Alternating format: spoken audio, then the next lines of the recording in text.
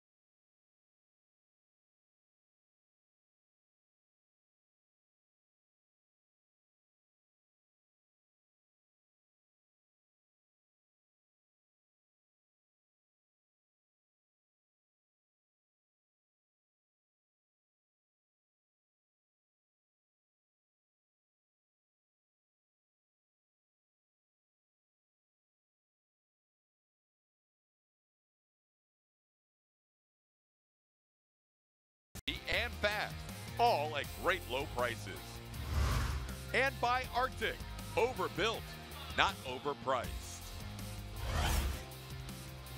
Kicking off a 3-game weekend series from the desert in Arizona, the Astros bats usually do well out here at Chase Field. We'll have more on that in a little while.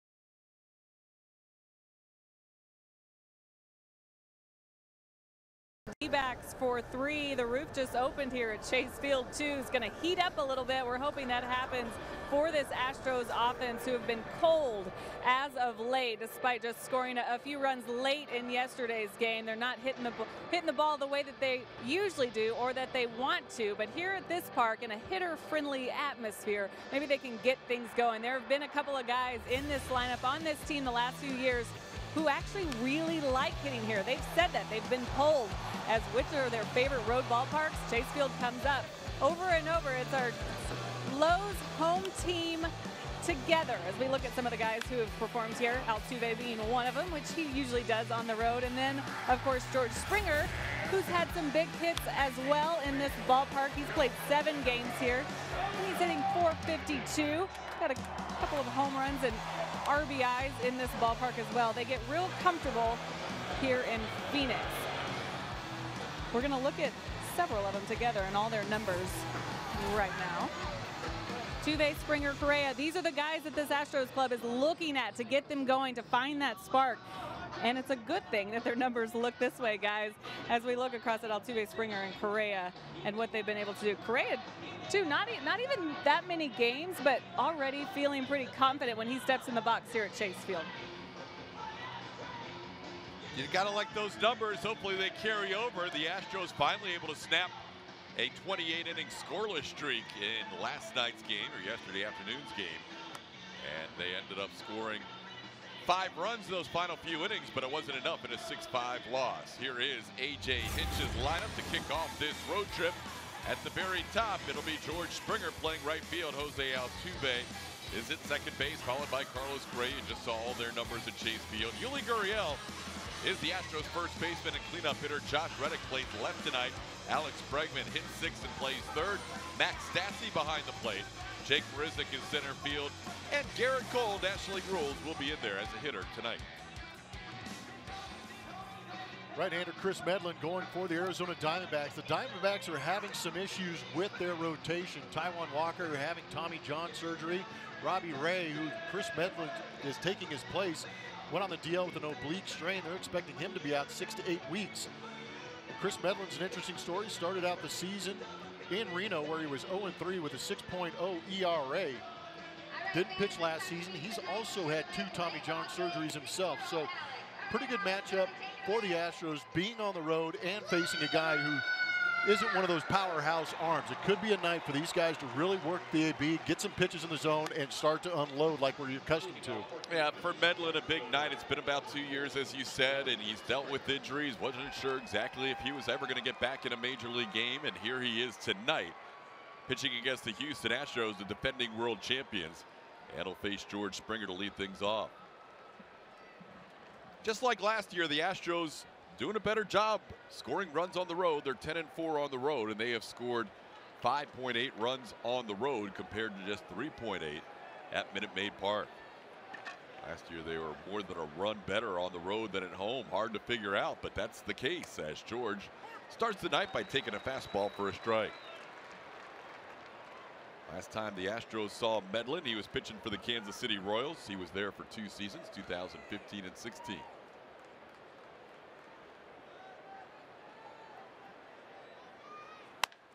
On the ground, past the diving Daniel Descalso into left field, and Springer starts the road trip with a base hit. That's how you want to start things out. Even as good as this offense is and as deep as we saw them last year, it really relies on these top 3 guys in this lineup. And things go good when George is over there smiling, giving thumbs up. Matches from Supermo. Gives us a good idea of how badly Medlen missed that location. He might be relatively lucky that that ball stayed in the ballpark.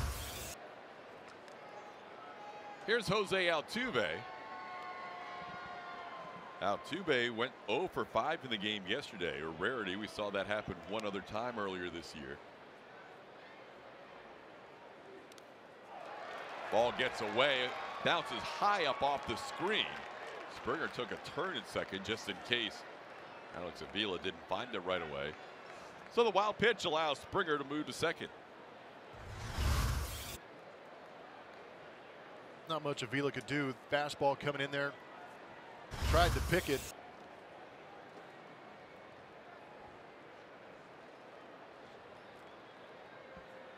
Altuve coming in, batting .397 this year on the road, .328 overall. That's 7th in the American League. Base hit in a wild pitch. And now down and away, it's 2-0 to Altuve. Even though Medlen's been in the big leagues before with the Atlanta Braves from 09 through 13, and then again with the Royals for 2 seasons, he knew there would be jitters tonight, pitching in a major league game for the first time in almost exactly 2 years. I think both you and I read the same article in the USA Today, I believe it was, where Medlen actually had the thought, I'm going to retire. It has been too hard for him to fight through injury and get back to the big leagues, but decided to persevere, and here he is in the show. He talked it over with his family. His wife was fine with the decision, and he was certainly trying to figure things out at that point. He not only dealt with 2 Tommy John surgeries, but had rotator cuff issues while he was with Kansas City. But did come back and pitch in the Braves minor league system last year. Altuve, 3-0 pitch fouled away. It's 3-1. Roof here was closed all during batting practice, but it's opened up for game time. Yeah, it's a different heat here when the sun isn't trying to bore its way through your skin. He played a number of games here. Yep. Well, tried. Spent a lot of time on the DL as a Diamondback. They named the hot tub back over at Salt River Fields after me. That's dedication. There's a ball into left field for a base hit. Altuve drives in the game's first run, and 2 batters in. The Astros lead 1-0. Altuve into second with a double.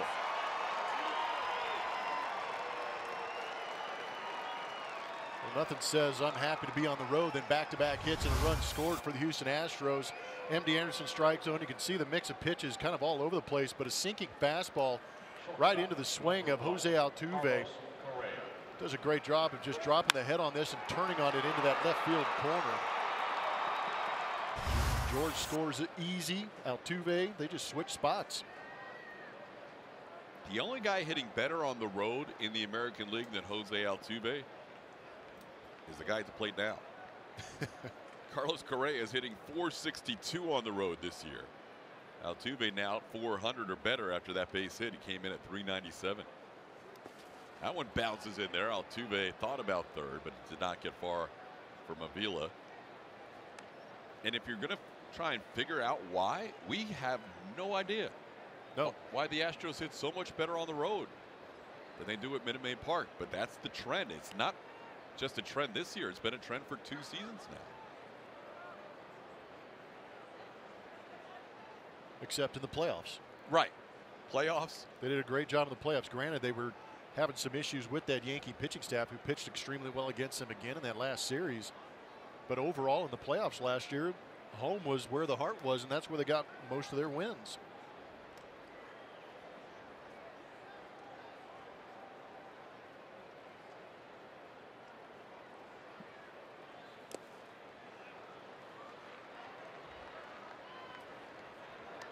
Two 2-0 the count.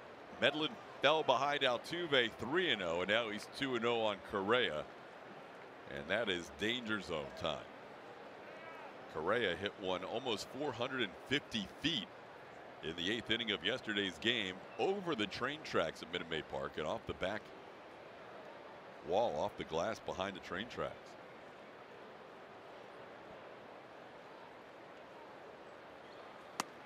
Takes a pitch there for a strike. It's 2-1. It's really something we've seen in recent games, especially at home, where Carlos Correa is taking some fastballs and hitters counts.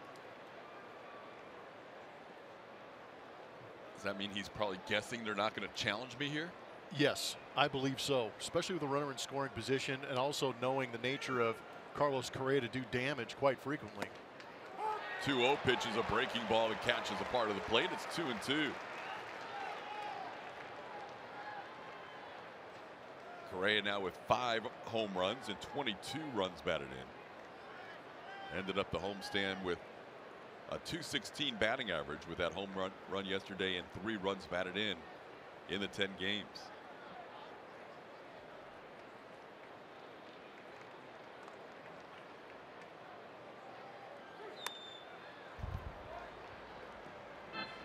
Defensive swing and a 2-2 count. Speaking of defense, starting defense presented by Xfinity. Left field, David Peralta. Center field, A.J. Pollock. Right field, Gerard Dyson. Saw him with the Mariners last year. Daniel Descalso at third base. Nick Ahmed is at shortstop. Chris Owens is at second. And Paul Goldschmidt, the Houston native, is at first base with Alex Avila behind the plate.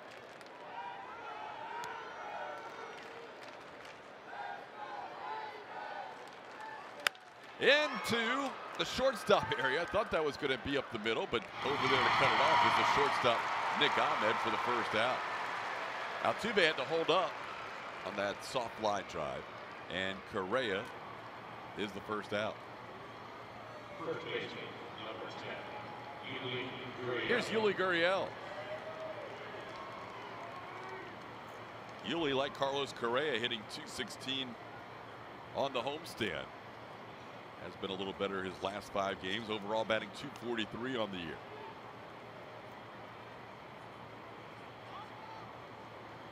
Astros coming in 20-13 on the season.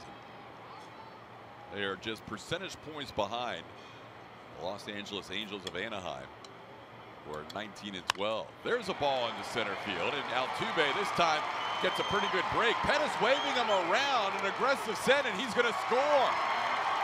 That ball got to A.J. Pollock in center field, and Gary Pettis said, I'm going to still send Altuve, even though the ball got to the center fielder before he got to third base.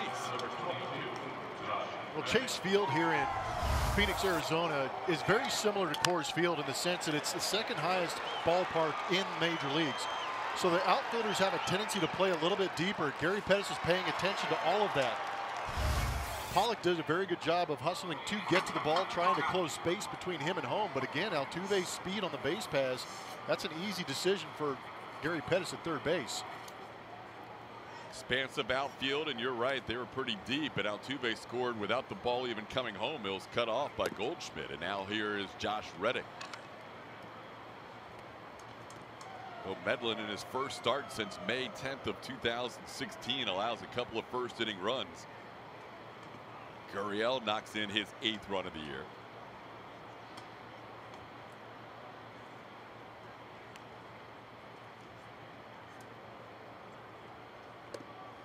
Altuve hesitated just a little bit, not sure if that ball would carry all the way to the center fielder. Ball does carry a little more in the desert, although now they've gone to a similar deal that they have in Colorado with the humidor here at Chase Field. Yeah, that was interesting when you pointed that out. I had no idea that I knew it was in the, they were thinking about it, but I didn't know they actually followed through on it. But it's a big outfield, as you mentioned.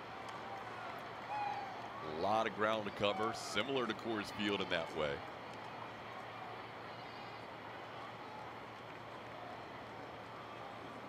Now it's 3-0 on Josh Reddick. So Medlen's been 3-0 on Altuve, 2-0 on Correa, and now 3-0 on Reddick. Josh watches ball 4. Tough start to the night for the Diamondback starter. He's been falling behind hitters. And with this lineup, that is not going to spell success. Pitching coach Mike Butcher with an early visit to the mound.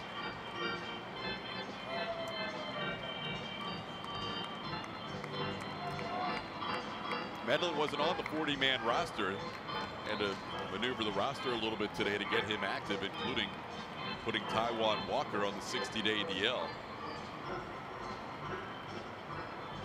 And this just could be a spot start for Medlen. He has the ball tonight, but the Diamondbacks have some off days where they can manipulate things and only need a 4-man rotation for a little while.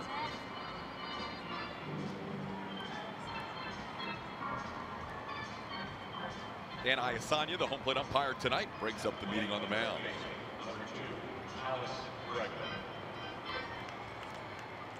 Here's Alex Bregman.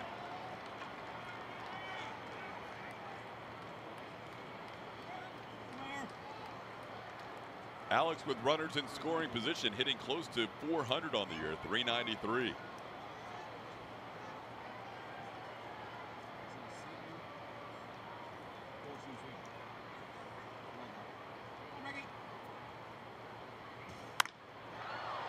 Into right field, Dyson towards the line. Both runners are tagging. Reddick's a bluff. Yuli's going to head to third. So the Astros will have runners on the corners as Bregman flies out. That's out number 2.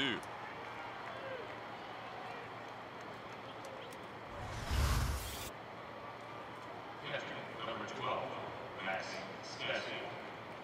Dyson typically in center field when we've seen him in the past, but here in Arizona moving over to right field, and again all that area to cover out there. You're going to see some more speed in the outfield. Showed a pretty good arm though.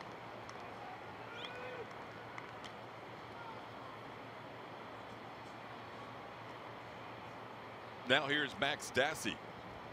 Astros send at least 7 to the plate in the first inning in this game. Stassi takes a called strike.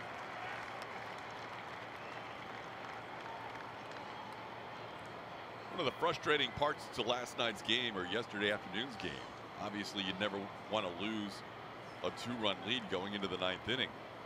But the Astros had a chance despite having not scored for a stretch of 28 consecutive innings. They had a chance to sneak away with a split despite that drought. And they were 3 outs away with a 2-run lead, and it didn't work out as the Yankees came back with 3 in the 9th to win the final game 6-5.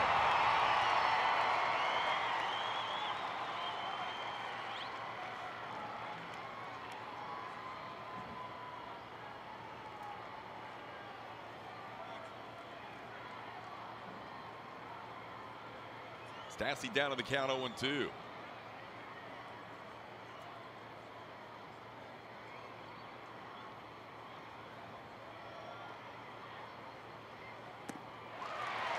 And Medlen picks up his first strikeout of the night as he gets Max Stassi swinging. But the Astros scored 2. 2 men left on, 3 hits.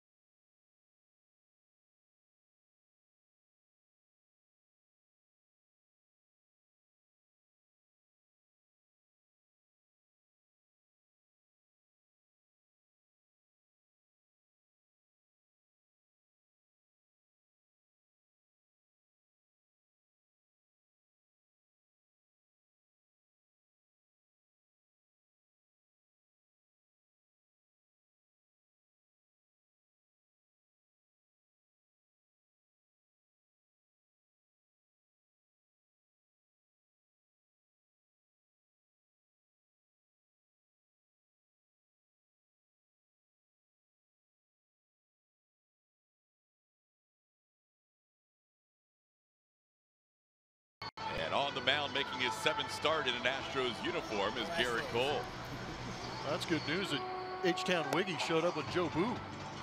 Get those bats going. No, it should be pretty good on the pitching side because Garrett Cole is out there. 6th start this season. Win-loss record is not what it should be. Some timely hitting really would have picked him up. At the 1.73 ERA, fantastic. 0.79 with the whip. A plethora of punch-outs for Garrett Cole also. Fastball, slider, curveball. Every now and then, very rare do we see that sinker and changeup. Easily could be heading into this start 6-0. Oh. 7 innings every single start. Last time 6 2/3 because he had his nemesis at the plate with a runner on second as a tying run and 2 outs. Jonathan Lucroy had been hitting him hard throughout his career, and AJ went to the bullpen. Unfortunately, that inherited run scored, and Cole ended up with a no decision. Facing David Peralta, Peralta sends one towards left where Josh Reddick ambles towards the line and puts it away for out number 1. Here's how the Diamondbacks will line things up in this opening game of the weekend series. You saw Peralta leading off. Gerard Dyson hits in the 2 spot. Paul Goldschmidt is the first baseman. AJ Pollock, National League Player of the Month in April, having a great year. Daniel Descalso is at 3rd base. Chris Owings, the 2nd baseman. Nick Ahmed is a shortstop. Alex Avila behind the plate. And Kris Medlen, yes, that's right, he is a switch hitter. The pitcher batting 9th. Why not? Started in the National League, so he had a chance to hit from both sides before he became a Royal. This is towards the middle where Correa is positioned. Moved to his left a couple of steps, and that's out number 2. Garrett Cole and his pitch usage is presented to you by AT&T. Heavy on that fastball between 2013 and 17 with the National League and the Pittsburgh Pirates. A lot of those are 2-seam fastballs. Led to him giving up 31 home runs last year, but this season backing off that fastball, going with the 4-seam. But I think a lot of it has to do with the ability he has shown to throw the slider and the breaking ball effectively in strikeout counts, but also early in counts to get ahead of some of these hitters. So effective use of both the fastball, slider, and mixing in that changeup and the curveball. Facing Paul Goldschmidt. These guys have matched up 14 times. Goldschmidt 2 for 14 against Garrett Cole.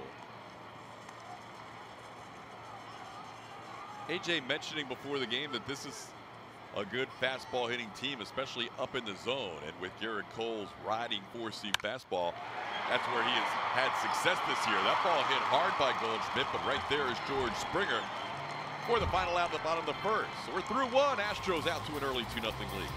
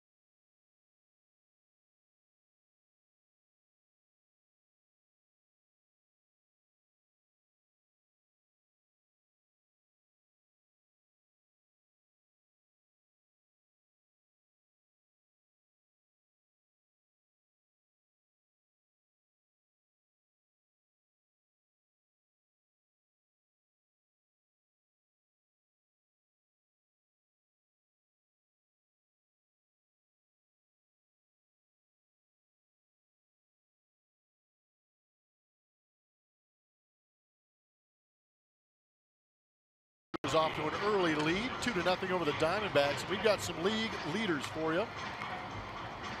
They are presented to you by Houston Methodist. There we go. Best interleague road records since 2015. Houston Astros with that .767 winning percentage. Texas right behind them. Chicago, Boston, and Tampa Bay. So on the road in interleague, get that offense going and get this record back to where they want it to be. If only they were still in the NL, they'd be dominating. It's good to see. It is. They've played well against Arizona the last 4 years. They really have. Is this that pseudo-natural rival, quote-unquote, or is it? I asked you about this last year. I can't remember if it's Arizona or Colorado. It's supposed to be both. Yeah. But it seems like the Astros are usually facing the Diamondbacks. Played more against Arizona, but that's the quote-unquote Major League Baseball interpretation of natural interleague rival. It was easy when the Astros were in the National League. Houston and the Rangers were natural rival. But then when Houston jumped into the AL, now all of a sudden you needed a new Rangers rival and a new Astros rival. So they kind of paired up and split the Rockies and Diamondbacks between those two Texas teams. And I think we've seen more of the Diamondbacks lately. Yep. Every year since 2013. And the Astros have either won or split the series in all 4 of those seasons. 2 good ballparks for these guys to go in and hit, too. Rizzick down on the count 0-2. Kris Medlen picked up his first strikeout to end the first inning as he struck out Max Stassi with a couple runners on. Medlen, 32 years old.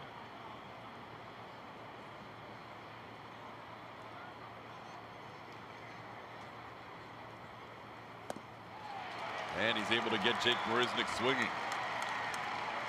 Like he pulled the string on him a little bit. He did. That changeup just fluttering in there. Garrett Cole spending some time in that National League. He just jumped ship 3 times. This one at Wrigley Field. Showing some pop. This one was off the guy who's pitching pretty well this year, actually, Patrick Corbin. He's got to be excited to get back in that batter's box, maybe? I think so. I think he's got a respectable batting average, and it's not a small sample size. 235 at bats. He's hitting 174. A lot of times you'll see pitchers below even 100 or right around 100. 3 bombs, 28 sacrifices during that time. Good eye there as he takes one down low. It's 1-1. I'm guessing that of the 3 that are going to hit for the Astros as starting pitchers this weekend, he's got the best shot. I love Charlie Morton, but he's not good with that bat in his hand. He is self-admittedly. And I'm going to tell him you told me that. He'll be the first one to say, I can't hit. Yeah, he does not look comfortable in the box at all. Charlie and Justin Verlander are out for a little early work today, along with some other guys.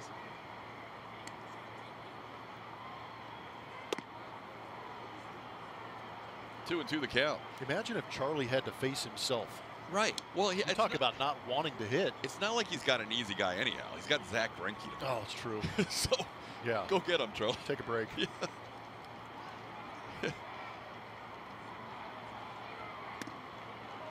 I think, speaking of facing yourself, I think when pitchers who don't get a chance to hit much go into the batter's box, kind of reinforces that idea of how hard it is when hitters face them on the mound. You know, Zach Greinke's going to be nasty tomorrow. And Charlie's going to be like, okay, now I understand why maybe I've been able to have some success. If anything looks like what I'm seeing as a hitter. Pretty good battle there. Well, I tell you what, if for a pitcher to go out there, that's a quality AB for a pitcher. To be able to make the opposing pitcher throw 5-6 pitches in an at-bat, that's winning. Back to the top of the order for George Springer. George singled and scored a run on Jose Altuve's double. George had moved to second on a wild pitch. Breaking ball from Medlen rides up high. It's 1-0. Medlen consistently fell behind hitters in the first inning. And he's 2-0 to Springer. See that cutter at maybe 88, 89 miles an hour. The sinker at 90 to 91. Seen a couple of good changeups in this ball game so far. But a couple of mistakes that he's missed with location have gotten hit. Used to throw a slider and kind of evolved into that cutter. Learned it from Wade Davis while he was with Kansas City.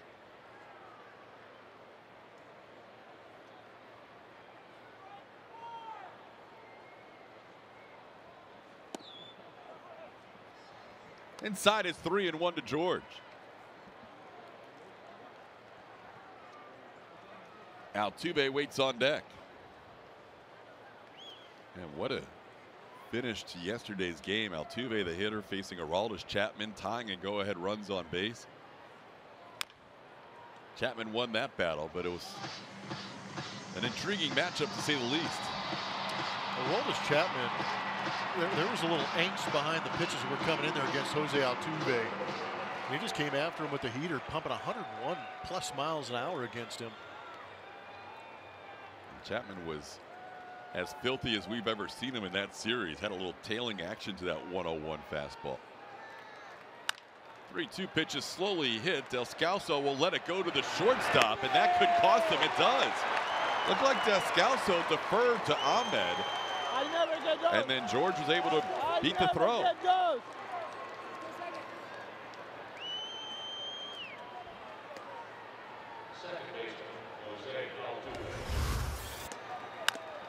I'm not sure what the decision here by Descalso is unless he got called off by Ahmed. But with the speed of George Springer, the closest guy to it needs to make that play and get that out. So George has started this road trip 2 for 2. He knows he got away with one there. We've heard from Jeff Bagwell, and we've known, as we always hear George talking around the dugout, but he always says Altuve is the only one who gets those kind of hits. So maybe that's why he's having fun with it. Yep. Because now he's getting his. He's getting his share, as he's a 2-out base runner. While keeping the helmet on. Multitasking as he goes for the base hit.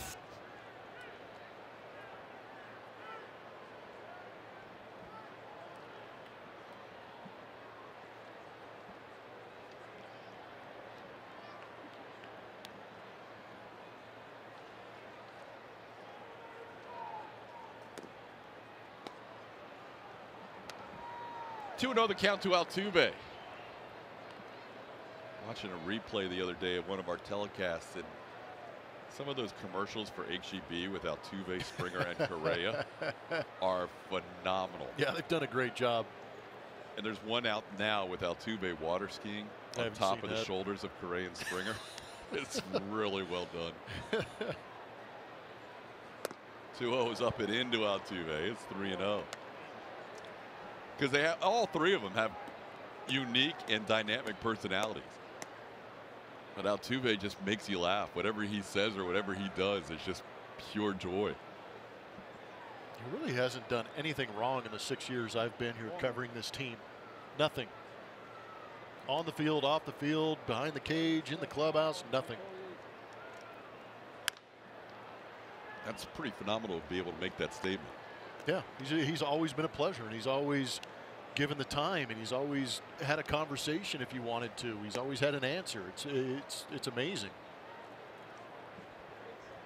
MVP's been looking at some good hitters counts today. He had a 3-0 count in both at bats, and both times he had the green light, as you would expect, and both times he fouled it off. Last time on the 3-1 pitch, he doubled.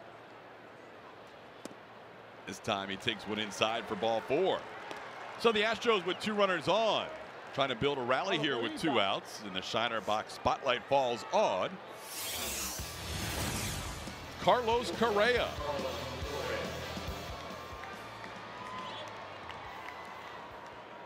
Speaking of personalities, we'll learn a little more about Correa in our Shiner box spotlight. Real Madrid is his favorite team. His favorite superhero is Groot. He's got a dog named Groot? Yep, he's got a dog named Groot. Chewed up one of his home run baseballs. Oh, no. Yeah. Mike Trout, Joey Votto, and Jose Altuve. Speaking of personalities, Votto, the other Votto's filled with personality. The other day they were interviewing him after a Reds game, and he said, not only do I not want the season short, I want it lengthened. I want to play games. He goes, if they shorten the season and ask us to take a cut in our paychecks, I'd rather play more games and make more money. Let's be honest, more money is a lot more fun. He said, I'll play in February, I'll play in November. He goes, I don't care. I'll play more games. I could give him my skill set and ask him if he wants to play more games. Might change his mind. Stop. Your skill set on this date played pretty well 14 years ago, partner. 14 years ago today, Jeff Blum hit a home run left-handed and right-handed for the second time in your career. Yep. And I was at that moment, I did it with the Tampa Bay. They were the Devil Rays at the time. Did it in Arlington, so it's always good doing it against the Texas Rangers, but became the 10th guy to do it in both leagues. That was kind of cool. That's awesome. And you brought that up, and I appreciate you for that. No, that's a buddy of mine who works for the Rays called up and said, hey, it's the 20-year, reunion, or 20-year of Rays baseball they're celebrating this year. So each day they're doing a flashback, and today you're one of the focuses of their telecast, and I didn't even realize it. So that's cool. Erasmo Ramirez, the lefty you got after Chan-Ho Park, the starter. Yeah, Chan-Ho Park was a multiple offender in my book. 2-1 to Correa. 2 on, 2 outs. Astros already up 2-0. And he sends one down the line in right field. Long run for Dyson, and this ball is fair. 1 run scores. Altuve being waved home. He'll score. Correa with a 2 RBI double, and the Astros now lead 4-0. Tell you what, the speed of Gerard Dyson out there in right field made that a little interesting for me, but with it slicing away from him, and again, we always talk about playing those corner positions. It has a tendency to slice away to the opposite field. And a pitch up and away to Carlos Correa. He does a great job of getting on top of it and just kind of driving it down that right field line with his top hand. With 2 outs, both guys were off with the swing. Springer scored easily, and then Altuve showing his wheels, going from first to home on the Correa 2 RBI double. Carlos now up to 24 runs batted in on the season. Something's going on where we're having a meeting. They're going to check fair or foul. Diamondbacks are challenging this. It's the only thing I could think of down that right field line. Nothing else was really awry. Astros bullpen guys are trying to help out with a decision. And surprisingly, they're all saying fair. It's as if Carlos Correa didn't know he went the other way. That was like Springer's base hit in the last homestand. That looked foul. Did it?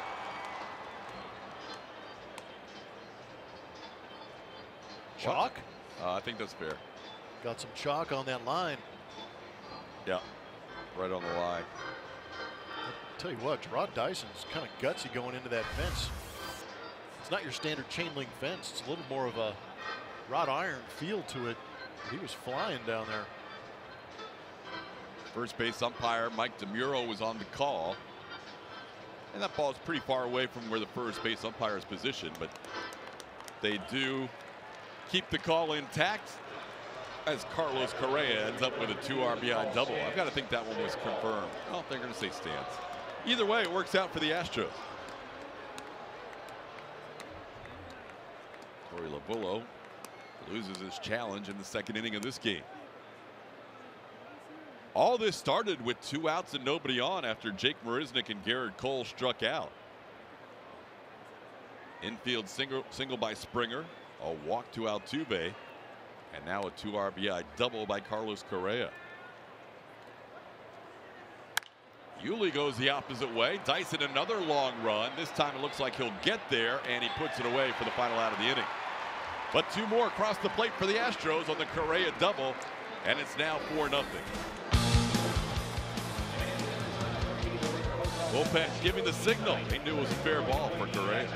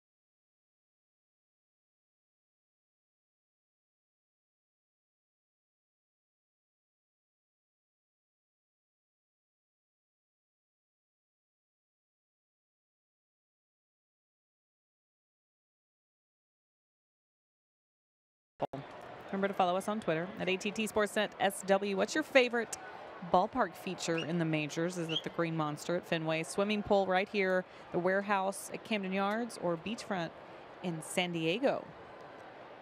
We were hanging out at the pool today for covering all the bases with AJ Hinch. Told us a really good story about that. We'll have that later for you, TK. Story about the pool? Nice. Did you guys get in the pool? No. It's a good day for it, though. Yeah, Great day for it. And Julia had other outdoor activities earlier today. Yeah. She's hiking mountains. I know. I had plenty of sun today. Garrett Cole facing AJ Pollock to start the bottom half of the second inning.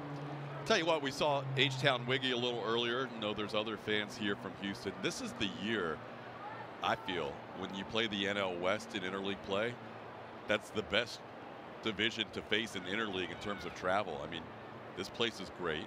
Yep. Good cities, good ballparks. San Diego is right in the middle of everything down there. Petco Park's phenomenal. And then Colorado, you've got the iconic Dodger Stadium, and you know, a lot of people say AT&T is their favorite place in all of baseball in San Francisco. So that is a great setting. This is the year. If you're going to travel with the Astros, I know it only happens once every 3 years, but the NL West year, it's a pretty special travel year. 1-2 pitch called, third strike. Pollock, as hot as anybody in the National League for the first 5 weeks, goes down looking. Garrett Cole picks up his first strikeout.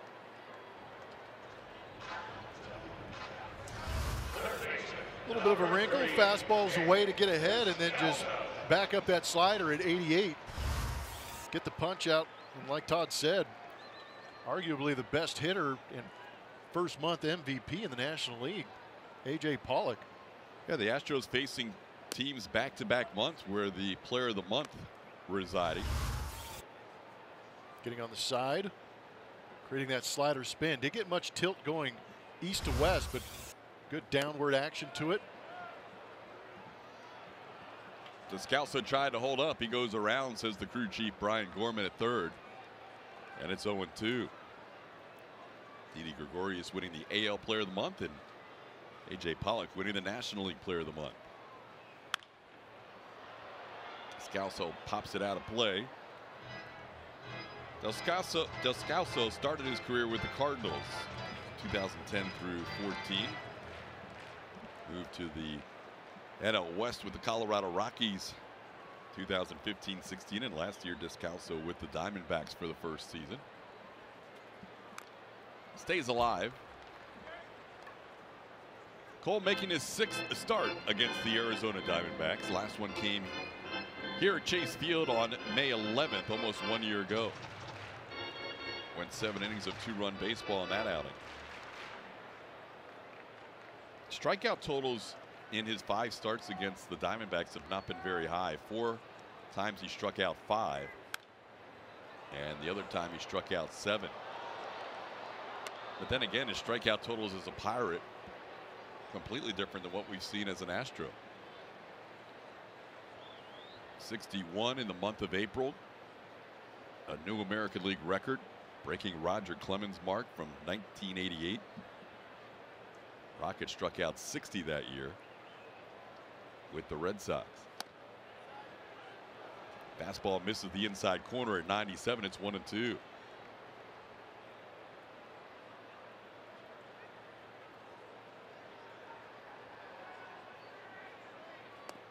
Swing and a miss. Back-to-back strikeouts for Garrett Cole. He's been doing it with the breaking ball as he gets Descalso for out number 2. Guarantee all the 2018 tickets you want with a full or partial season plan. Season ticket plans let you enjoy the best seats at Minute Maid Park. You can save money and receive great benefits all year long. Call 1-877-9-ASTROS or visit astros.com/season tickets for more info and to get your seats today. 2 outs, bases empty. Chris Owings the batter. He takes a breaking ball for a called strike. Seeing Garrett go a little more to the curveball and the slider first time through the lineup. He was annoyed at all the contact he gave up in the first inning. Trying to get the K rate back up. We mentioned that high fastball, that riding four-seamer that's been a big weapon for him. Maybe not the best pitch against the Diamondbacks in that final out of the first inning. Paul Goldschmidt hit one 106. On a fastball up. But Cole ahead of the count, 0-2 here on Owings.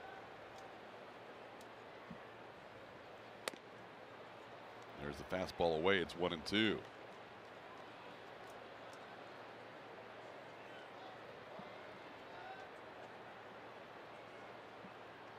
Diamondbacks, wow, not getting to the fastball this season.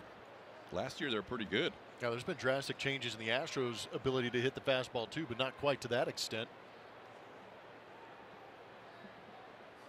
There's a fastball painted on the outside corner, well received by Max Stassi, and Garrett Cole strikes out the side in the second. It is 4-0 Astros.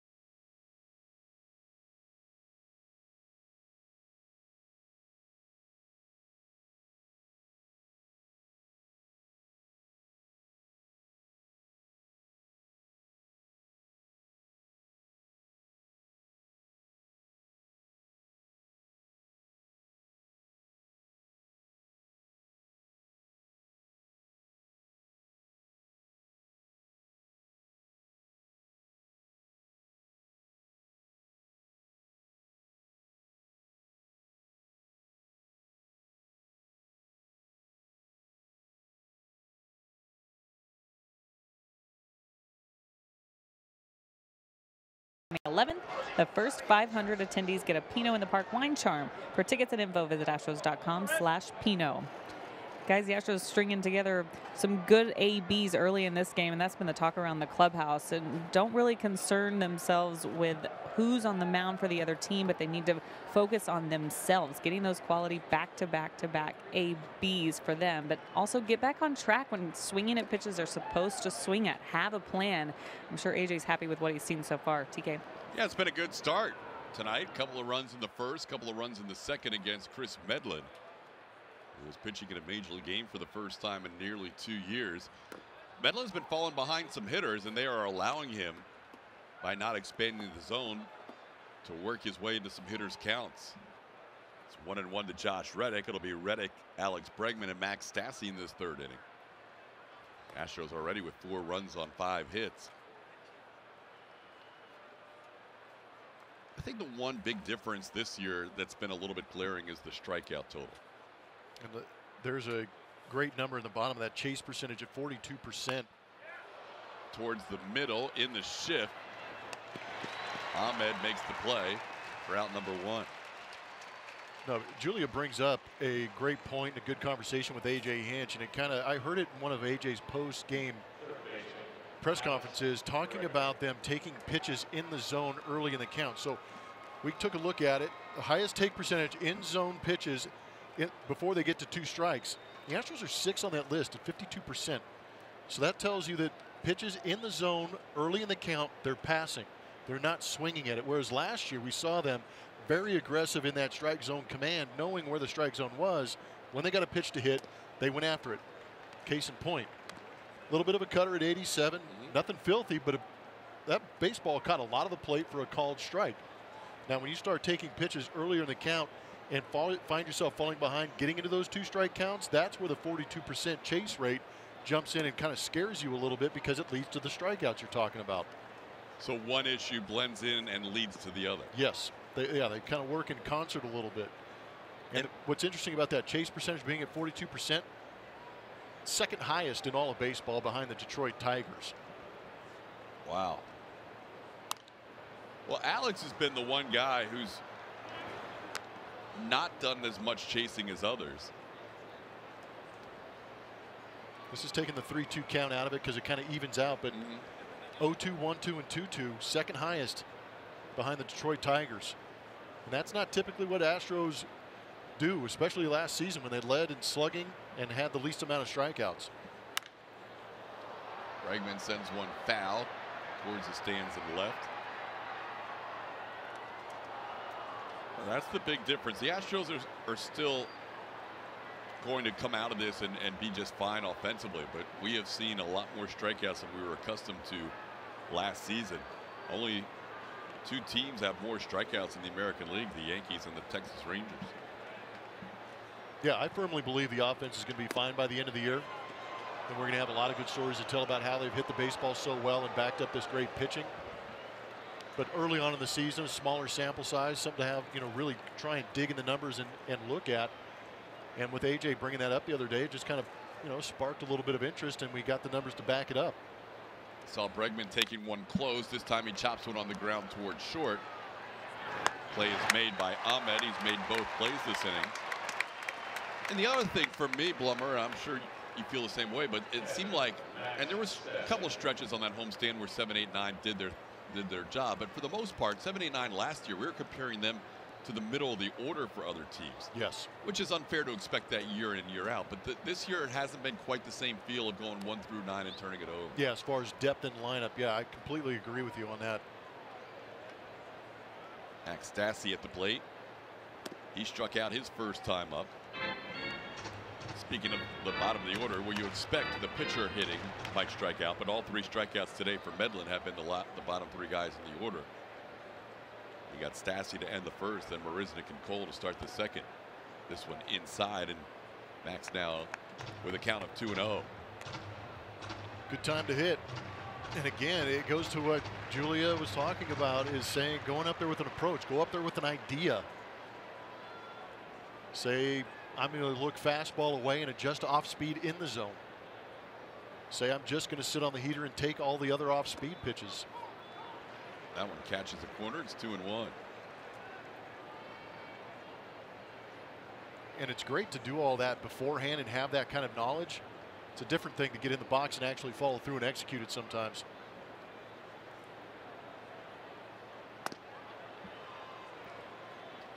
Count of 3-1 to Max Stassi. Stassi starting the opening game of this weekend series. Ryan McCann started 3 of the 4 games against the Yankees. 3-1 pitch is drilled deep to left field, but he hooked it. And that is foul over the Diamondbacks bullpen. Plenty of distance, but a little quick. Got extremely quick. And again, the velocity is not there for Medlen. Good swing on a mistake from Max. Just got the head out a little too early.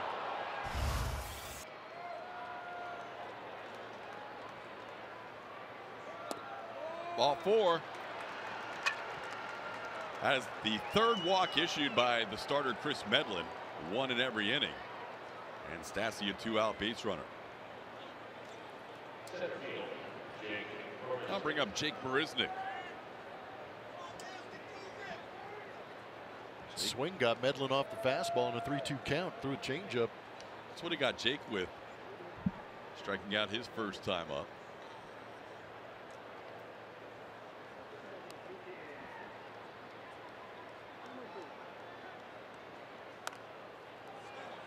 Jake meant to check his swing. Instead, he connected and hit a foul ball. He's down to the count 0-1.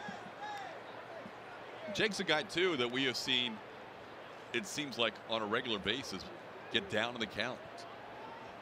He has very rarely been in many hitters' counts. Some of that is self-inflicted, as he's left the zone on a few early pitches, but some of that is bad luck, like that last check swing. It's not a good feeling.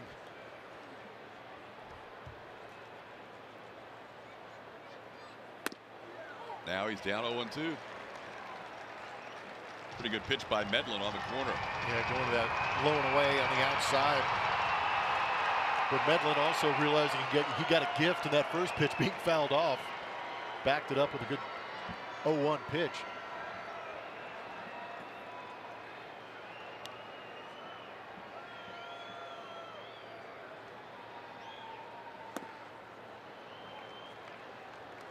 Astros putting a lot of pitches on this right-hander, Kris Medlen.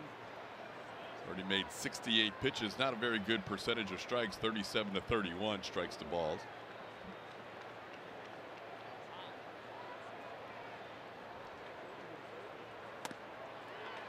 And now the count evens 2 apiece. Robbie Ray with a strained right oblique. That occurred in the game Sunday against the Washington Nationals. Had to leave the game. This would be Robbie Ray's spot. And Medlen gets the call from AAA Reno. Upstairs, after being ahead of 0-2 on Jake, it's now full count. So Max Stassi with 2 outs will be off from first.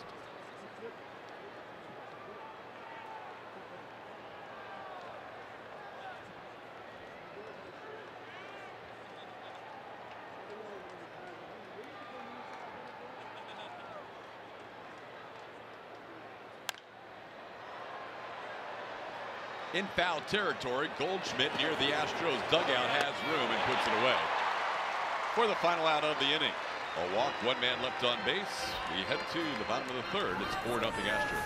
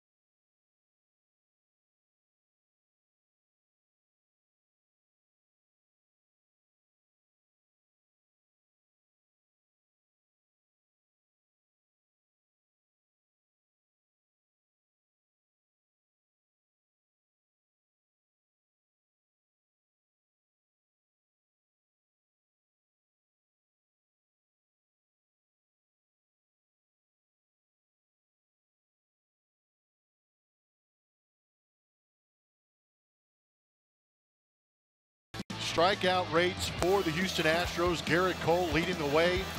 Now has 64 punch-outs. He's almost at a 40% clip. Right behind him in 4th place, Justin Verlander at 35. Charlie Morton at 31. Lance McCullers Jr. at 29. It's unbelievable. They've got 4 guys in that top 12. No other team has 2. In the majors. In Major League Baseball, yes. Crazy. Diamondbacks are off to a good start with their pitching, but the strikeout number is nowhere close to where the Astros are. Garrett Cole struck out the side in the 2nd inning. Now he'll face the 7, 8, 9 hitters, Nick Ahmed, Alex Avila, and the pitcher Kris Medlen. I think that was a great graphic, just showing, trying to put into context the strikeout numbers these starters are going out and doing. And having 4 guys in the top 12 as far as K rates is pretty remarkable. Astros coming in with 347 strikeouts as a staff. Next closest, the New York Yankees with 317. And the Diamondbacks are one of 3 National League teams that are over 300. The most, the Dodgers at 314. Followed closely by the Nationals at 312. Garrett Cole getting ahead 0-2. Missing with a fastball outside. It's 1-2.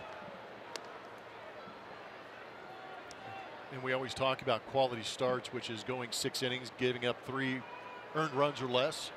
The Astros leading in that category by 5 with 25 quality starts. Wow. That's a pretty big lead this early in the season. To lead the rest of baseball by 5 or more. 2-2 the count to Ahmed. And if you want to expand it a little bit more, if you project, could be 125 quality starts by the end of the year. That works. That'll be fun. Oh my goodness. Well, this guy has just been, he's been ultra quality. I mean, he's gone beyond the 6 innings. The quality start is 6 innings or more, 3 runs or less. This guy has gone 7 in every start but the last one.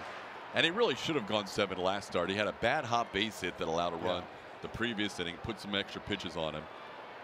And then he gave up a run after he came out of the game. Still was a quality start, but it could have been extraordinary, as he could have easily had 7 innings of 1-run baseball.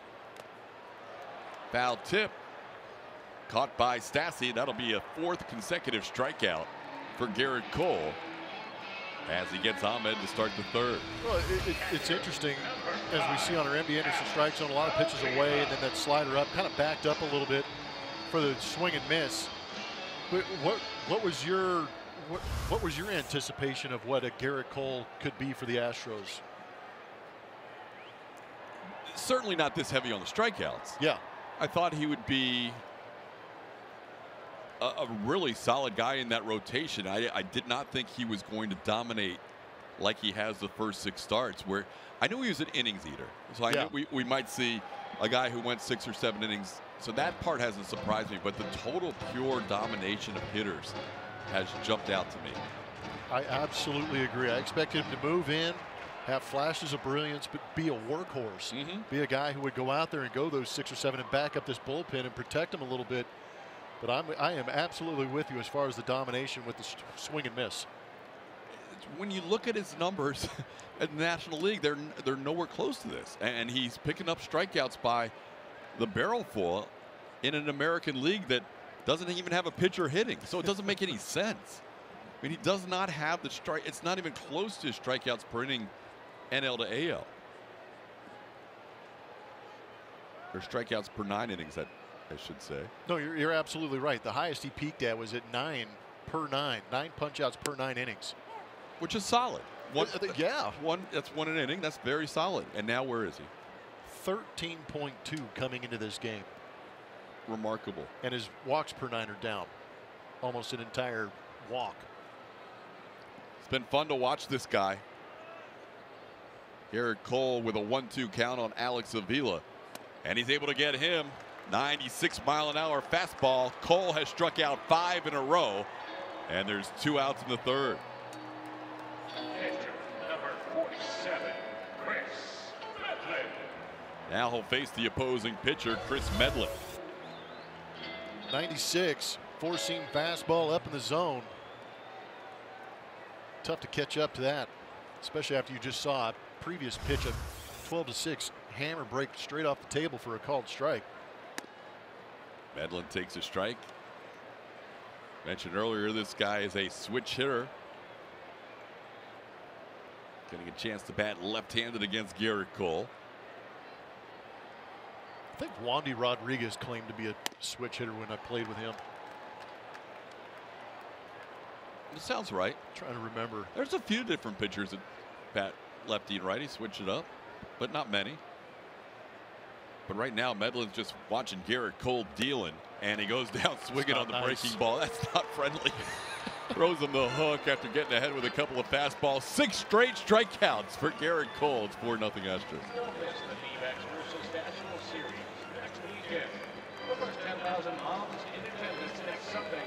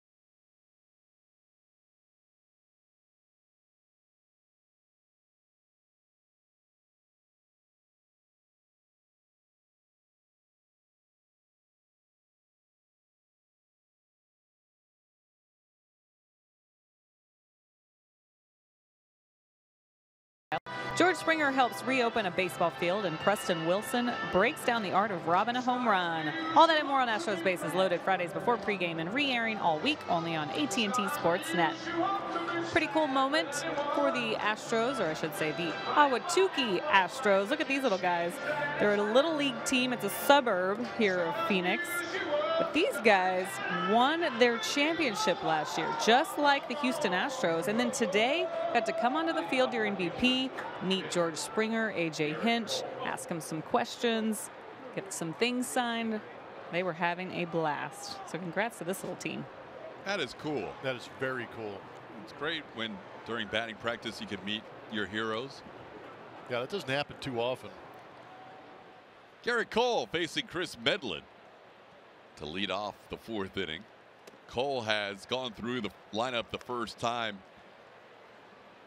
in fine fashion as he has struck out the last 6 after not picking up any strikeouts in the first inning, but having a 1-2-3 inning. Medlen misses up and into Cole. It's 2-1. Garrett wearing that helmet with the guard around the left chin. He looks pretty good standing in there. Doesn't look uncomfortable. There's a strike, 2-1. But he saw 6 pitches in his last AB before striking out. Now he's 2-1. Astros with 2 runs in the first, 2 runs in the second. Cole fouls one back. It's 2-2. See if Kris Medlen retaliates by throwing a curveball here to Garrett Cole to pay back for the punch out Garrett gave to Kris Medlen on that curveball.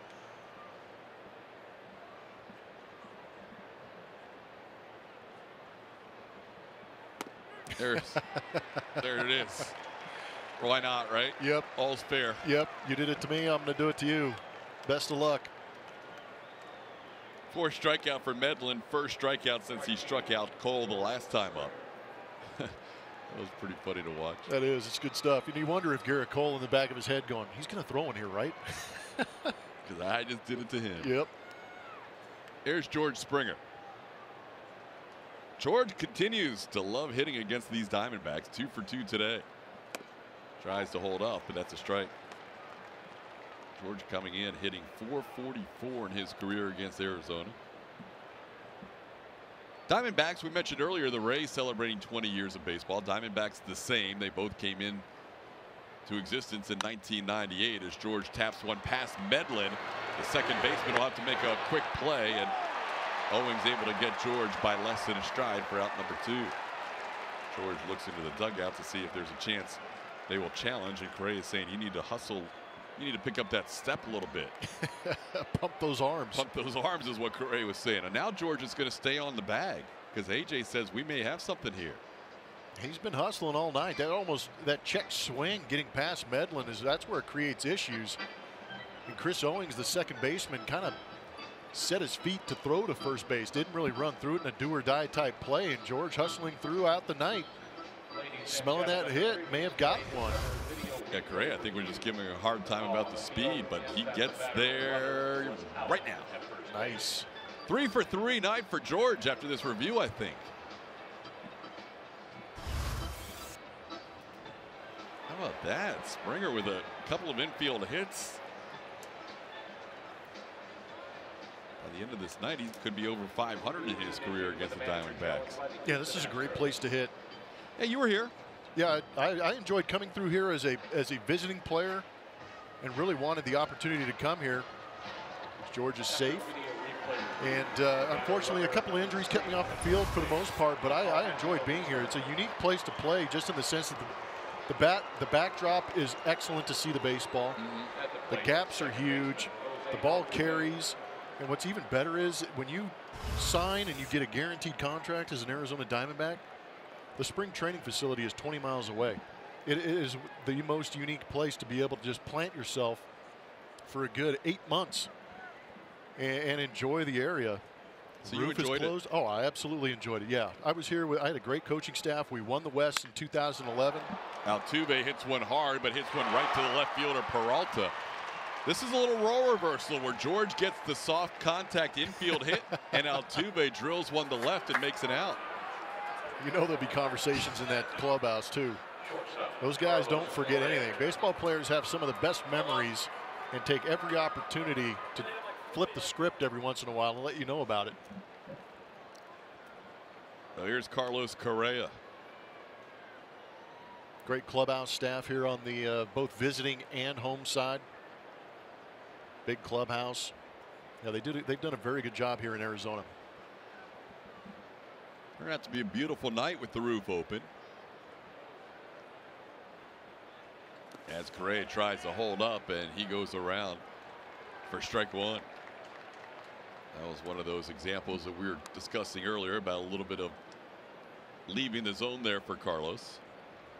And sometimes when you're up there guessing and anticipating a pitch, say in that situation Carlos was looking for the breaking ball, he gets the breaking ball and couldn't lay off it because your anticipation and your mind is saying go get the curveball. You get it, but it's not where you want it. And then then it takes the discipline to lay off. Yep. This time he rips one fair down the left field line. Springer heading to third. Pettis is waving him around. George is hustling home. Correa into second base with an RBI double. It's 5-0. Broken bat doble for Carlos Correa. And George has been using them wheels today, not just to beat out some infield base hits, but also to score 3 runs so far in this game. Every time he's been on, he has scored. Avila's set up on the inside. Sneaks it past the third baseman, Descalso. Not hit very hard. An opportunity for him possibly to make a play, but unable to. Correa with a 3 RBI night to go along with, as Blummer said, George's 3 runs scored night. Carlos coming in with 22 runs batted in, now up to 25, and Springer's up to 27 runs scored. George has been flying around the bases all night long. He was tied for 5th in runs coming into tonight's game. Well, the Astros scoring in 3 of the first 4 innings. And Yuli Gurriel can add to the scoring here with a runner at second and 2 outs.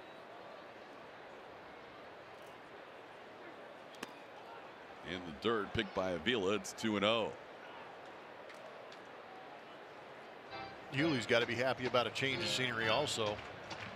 Back at Minute Maid Park, he was just hitting rockets all over the place, just couldn't keep him away from fielders.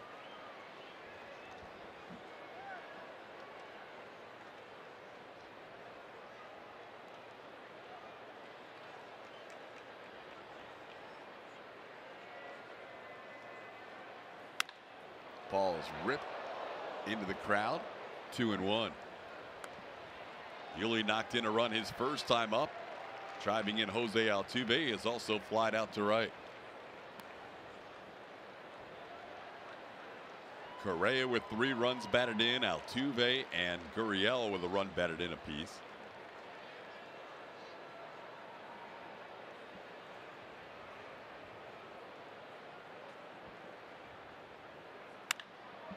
Yuli getting in front of that one and pulls it foul. Talk about using the whole field. Correa's first 2 RBI double hit the foul line and right. This one was smoked down the left field line. Yeah, it makes it tough to defend when you're literally going line to line.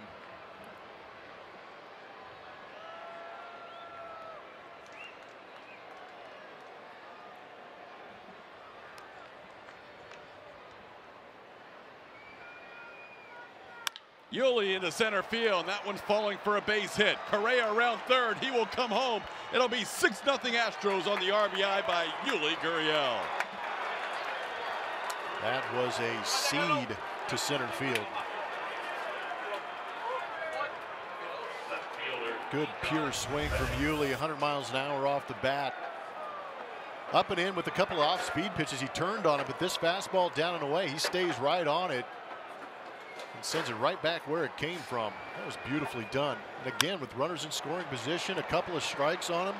Doesn't try and get big, just takes what's given to him and shoots it back up the middle for an RBI. That's been a real issue for the Astros this season, is those 2-out RBI situations. Here's Josh Reddick. Well, the second and the fourth inning, all the runs coming across with 2 outs. The rally in the second started with 2 outs and nobody on. Infield hit by Springer. Walk by Altuve and a double by Carlos Correa. This inning, Correa doubled in a run as Springer was on first with 2 outs, and that was followed up by Gurriel's RBI. Astros out 6-0 on top of the team with the best record in the National League. Arizona Diamondbacks coming in 21-10, same record as the New York Yankees to start the day. Tied for the second best record in baseball and the best National League mark. Reddick down to the count 0-2. Yeah, that number on the lower right drastically changing to 150. Yes, that is last in all of Major League Baseball at 150 with runners in scoring position and 2 outs. Gets away a little bit. Yuli a late start, and he'll still get down to second base. On the wild pitch, Avila had to come out of his stance to try and knock that ball down. He's having a heck of a time back there. It has not been a great performance in Kris Medlen's return to the major leagues. Give me a good idea of what it's like to try and read that play. Granted, a rather large Paul Goldschmidt in the shot, but it's tough to read that angle.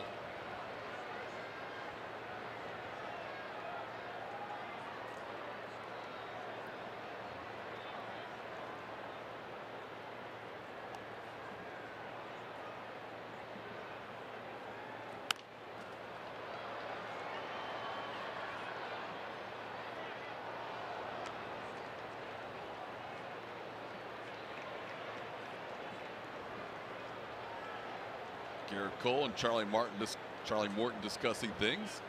Garrett just ready to go back out on the mound. He started this inning as a hitter.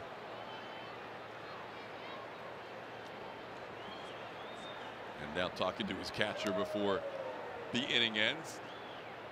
Max Stassi getting ready to come on to the on-deck circle as Reddick just missed the right field foul line. Pulled one a little foul that would have easily scored Gurriel.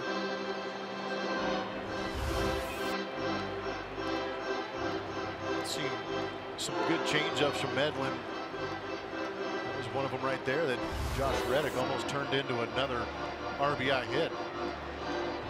Well, in the 2 seasons where the Astros have fared better on the road than at home, Reddick's kind of had the reverse numbers. He's been a guy that has been absolutely lighting it up at Minute Maid Park, but not hitting quite as well on the road.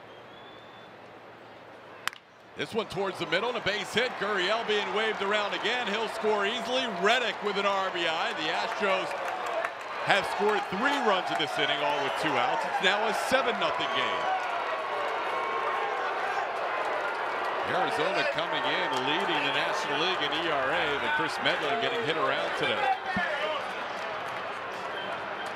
And in talking to some of the Arizona Diamondback staff, there was a little bit of concern losing a guy like Taijuan Walker. Yes, you could lose one guy, hopefully out of your rotation, and be able to deal with it. But losing 2, Robbie Ray going down with that oblique strain for 6 to 8 weeks, possibly. Lose 2/5 of your rotation, then you're starting to find out the depth in your organization. And we still don't see any bullpen action going for the Diamondbacks. It came off a 4-game series against the Los Angeles Dodgers. They won the first 2 and then lost the last 2. And getting the spot start here for Medlen. And he's going to stay out there.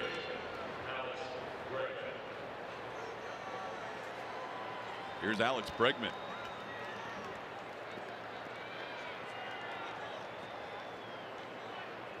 Alex flied to right and grounded out.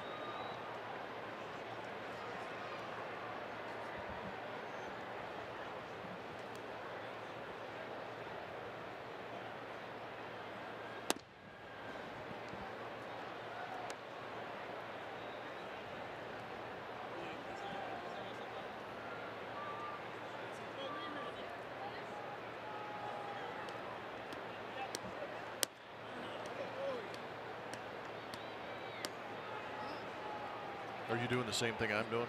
trying to figure out who their long guy is. Fernando Salas, maybe. I'm just looking at or who's been used most often, and there's a lot of spots being used in that. We're on the same page on Fangraphs. That's hilarious. That's good stuff.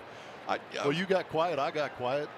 Just check it out. I mean, Bracco's the guy that had been used 3 days in a row, and he's no longer on the active roster as they optioned him out.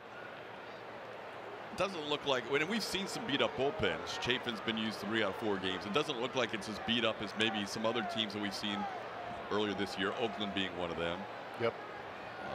But nonetheless, still no bullpen action in this 7-0 game, and Medlen's down to the count 3-0. Finally, I see some stirring. Maybe somebody taking a jacket off, and we'll start to warm up. Now 3-1. Now, Torey Lovullo, the manager of the Diamondbacks, also trying to figure out a way to keep his arms fresh for this weekend series. He knows the Astros bring a lot of offense to the table, especially when they're on the road. 3-1 pitch misses. And the fans here are growing restless as Kris Medlen has walked his 4th batter of the night. At least 1 walk in every inning. And bullpen action just literally started, so there's no chance they could take him out yet. It's like TJ McFarland down there in that Arizona Diamondback bullpen. And he has been stretched out. Back on the 29th, he threw 4 2/3 innings, throwing 77 pitches, and then pitched again on the 2nd, only going an inning. Here's Max Stassi. He walked his last time, also struck out. Astros on top 7-0.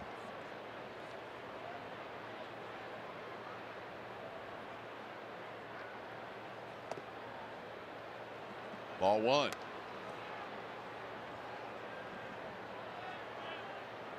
Medlen in his 4 starts at AAA Reno did not have a win.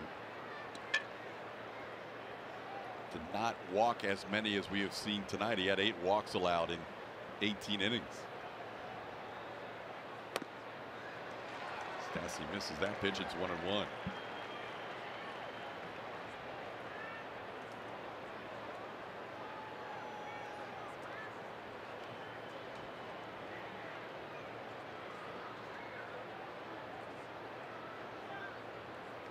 Reddick on second. He had an RBI base hit. Bregman on first. He drew his 21st walk of the season. And a 2-1 count on Stassi. Some of these misses are not on the edges. He's missed. No. Just not in a good rhythm out there on the mound tonight. 100 pitches in this game, 56% strikes.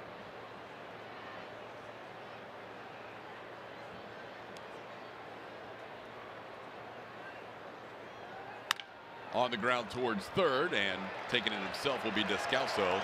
Get the force on Reddick. That ends the inning. The Astros tack on 3 more and lead at 7-0.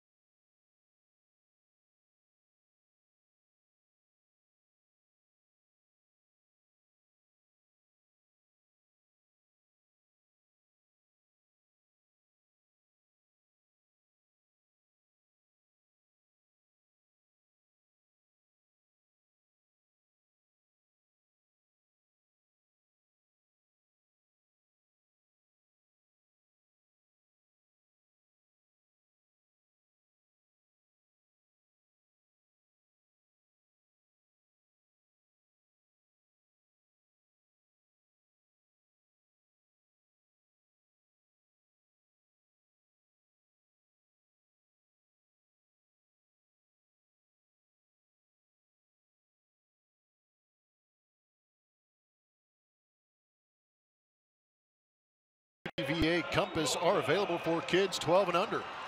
Buddies receive 4 tickets to an Astros regular season game, a backpack, caps, socks, and exclusive benefits throughout the year for only $25 plus tax. Visit astros.com/buddies to sign up today. A little bit of an extended inning for Garrett Cole, who led off as a hitter in that inning. Ended up watching his team send 8 men to the plate in the 4th. He's back out there in the bottom half of the 4th inning with a 7-0 lead, facing the top of the order, David Peralta. Misses with the first 2. Peralta flied to left his first time up.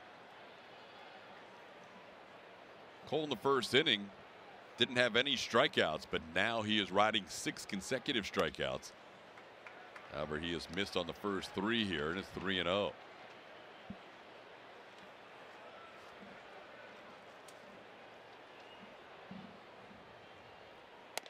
There's a strike.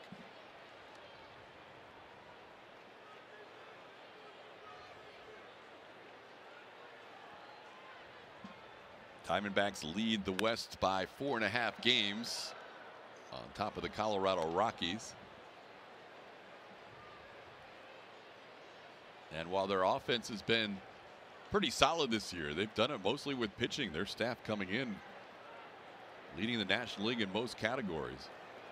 Kris Medlen struggling tonight. Cole misses on the 3-2 offering to Peralta. And the Diamondbacks have their first base runner of the evening. Right fielder, Jarrod Dyson. I'll bring up Jarrod Dyson.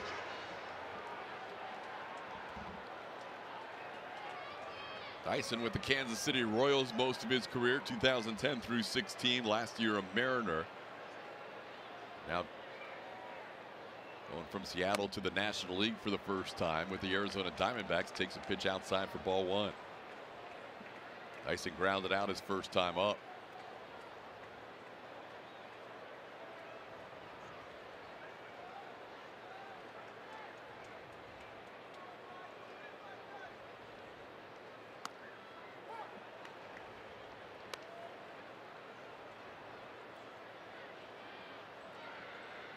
It's a good idea sometimes. I feel catchers, if they see their pitcher missing with the fastball, which they typically throw for strikes, they sometimes throw that little wrinkle in there. It kind of changes the release point, gets them back on target. He's been spinning some good curveballs today. Yeah, they've looked really good.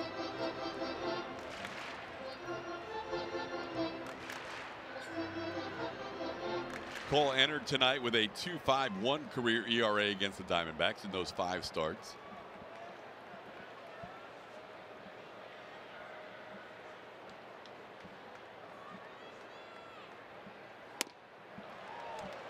Jarrod Dyson goes down swinging. Last 7 outs for Garrett Cole have been strikeouts. That's now 7 in the game.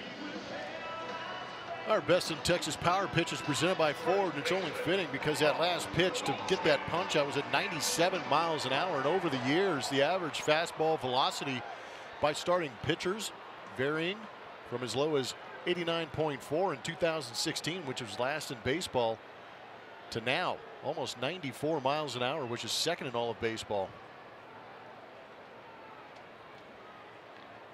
Here's Paul Goldschmidt. He hit a rocket his first time up, lining out to right field. It was by far the hardest hit baseball off Garrett Cole tonight.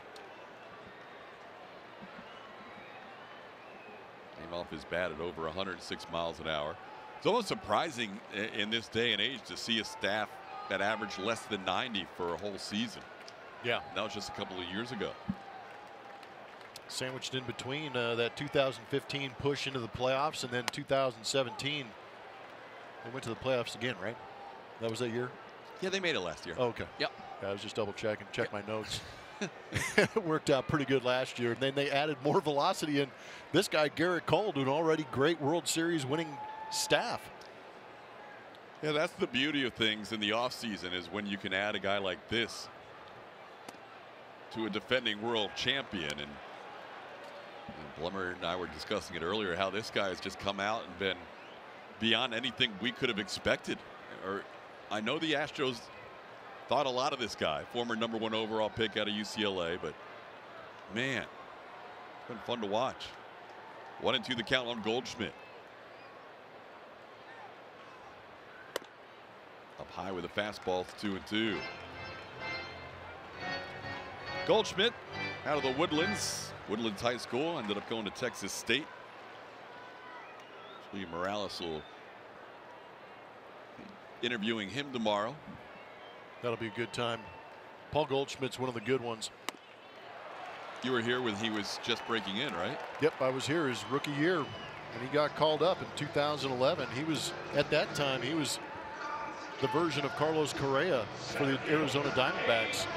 Where all your hopes were on a young guy coming up and trying to push you over the top. Highly sought after guy, a huge prospect in the organization, and we knew that we were a good ball club, but we were missing that first base piece, and the timing was perfect to call Paul up, and he did a phenomenal job mixing into that clubhouse and obviously into the lineup.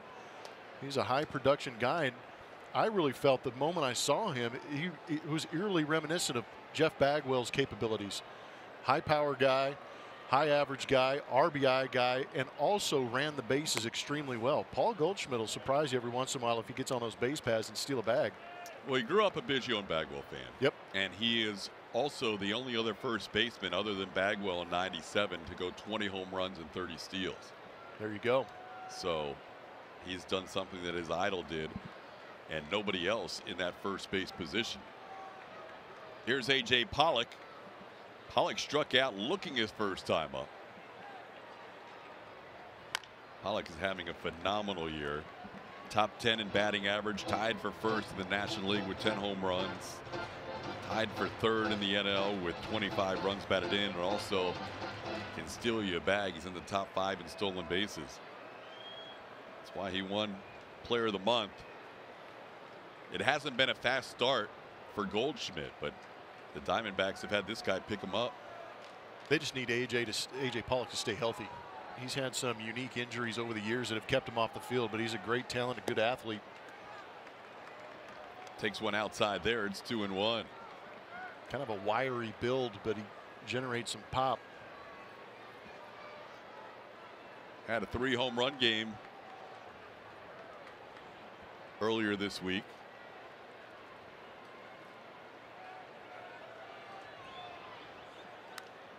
Fouls one back there. It's 2-2.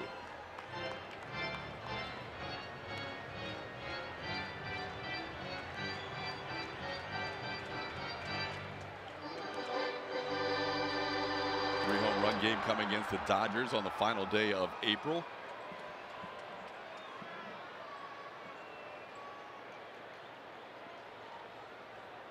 They won their first 2 games against LA and then lost the last 2.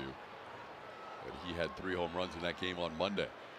2-2. Cole steps off the rubber. He has struck out 8 of the last 9 batters, and his last 8 outs have all come on strikeouts. Kind of like I don't believe Evan Gattis had 11 triples in 1 year. I have a hard time believing Cole did not have back-to-back double-digit strikeout performances. Yeah, I agree with you on that. There's 9 strikeouts of the last 10 batters. He strikes out the side for the 3rd consecutive inning, just a walk in the midst.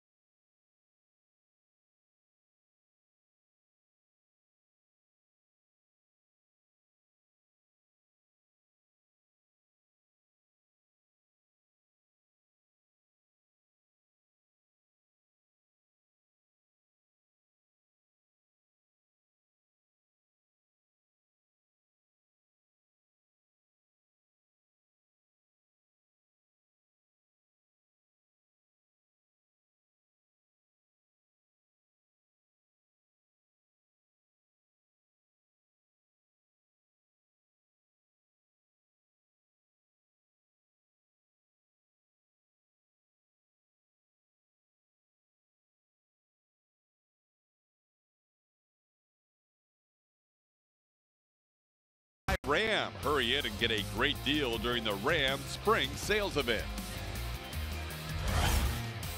Those two have combined for quite a start to this game. George Springer, 3 runs scored. Carlos Correa, 3 runs batted in. Correa, a couple of doubles. Springer, 3 singles. And the Astros out in front 7-0 as we head to the 5th inning. Glad he could join us on this first game of a 6-game road trip. Tom Callis, Jeff Blum, Julie Morales, who hiked Camelback Mountain earlier today. It's more than the two of us can say. New pitcher for the Diamondbacks is TJ McFarland. She's always trying to show us up. TJ was last out there on the 2nd. Through an inning, had to throw 22 pitches to get through that 8th inning. 2.65 ERA out of that tall left-handed frame.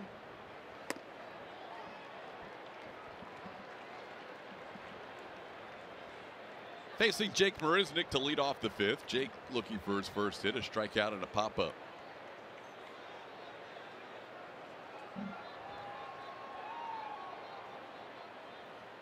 When McFarland's going well, he'll get a lot of ground ball outs. In fact, of all the relievers, he gets the highest percentage of ground ball outs, 68.4%. And also has not had a lot of line drives hit against him, just 10.5%, the lowest out of the pen. Although this ball's hit pretty well off the bat of Jake Marisnick. Back goes Dyson to the wall, looking up. He makes a leaping attempt, and he robs Jake Marisnick of a home run. Gerard Dyson went over the wall to pull that one back. Jake should have had his 4th home run of the year, but a great play. Something to cheer about here in Arizona for these Diamondback fans. Jake is having a rough year to begin with. He didn't need this to happen.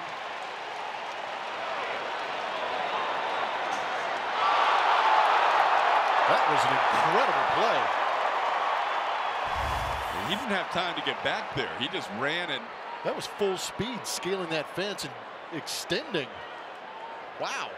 That's one of the better catches you will see. Garrett Cole takes a called strike. Mattress Firm Supermo slowing it down for us. That foot perfectly placed on the fence, and then the extension well over the fence to rob that home run. Made it look easy. TJ McFarland certainly appreciates it as he picks up his first out. Coming out of the bullpen, now facing the opposing pitcher is Garrett Cole, who has struck out a couple times, digs in. Garrett down the count 1-2.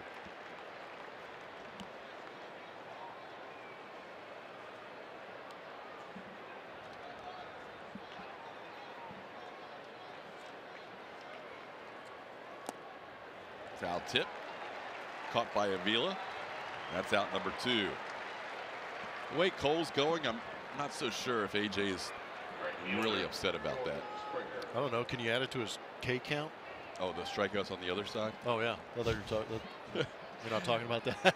Yeah, I just assume with a guy going as well as he is, you probably don't want him running the bases right now. No, not necessary. Here's George Springer. Get your focus on the mound, and we'll worry about the other stuff. There's a touchdown out there already. Yeah. So yeah. What more are you going to do to that? Here's Springer. George has been responsible for 3 of those 7 runs. He's up to 27 runs scored now on the year, singling in all 3 of his at-bats. This time he grounds one towards short. McFarland comes out of the bullpen and gets a 1-2-3-5. We are halfway home from Chase Field in Arizona. An unbelievable catch to keep the Astros off the board by Gerard Dyson. Beautifully done.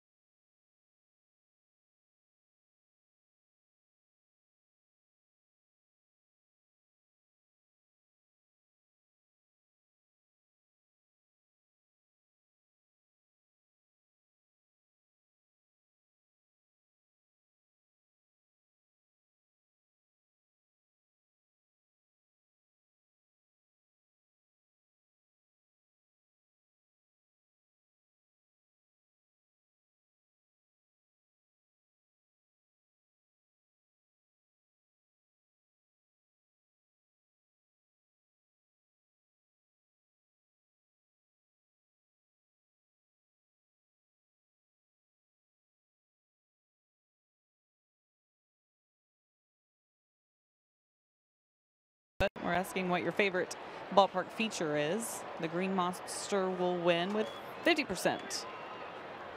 Swimming pool getting some votes, though.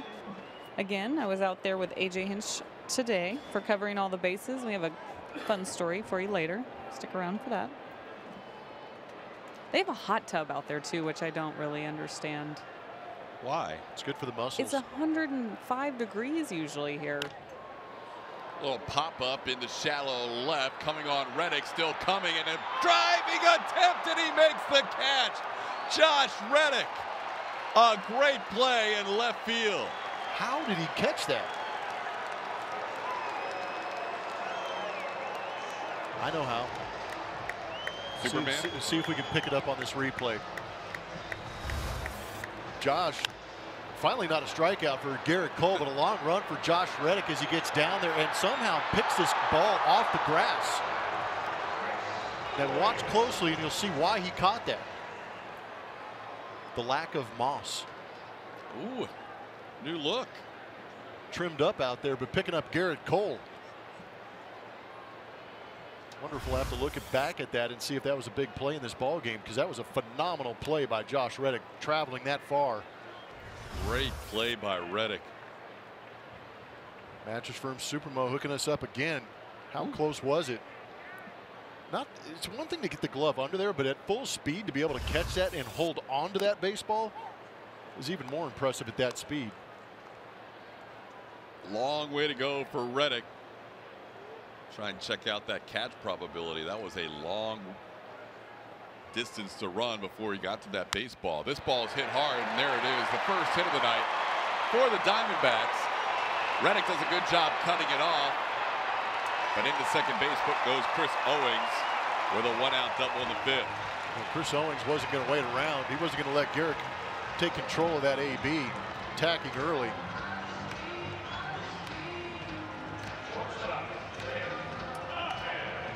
Seeing some good defense, back-to-back plays here. That was impressive. Yeah, Dyson with a great catch over the wall, and Reddick coming a long way to make that play. Would have dropped in fair territory. He preserved the no-hitter momentarily. Another Astros pitcher getting to the fifth inning with a no-hitter. But after 4 1/3, it goes by the boards on the Owings double. Here's Nick Ahmed taking a called strike. Ahmed struck out swinging his first time up. Cole has struck out everybody in the lineup with the exception of David Peralta, the leadoff hitter.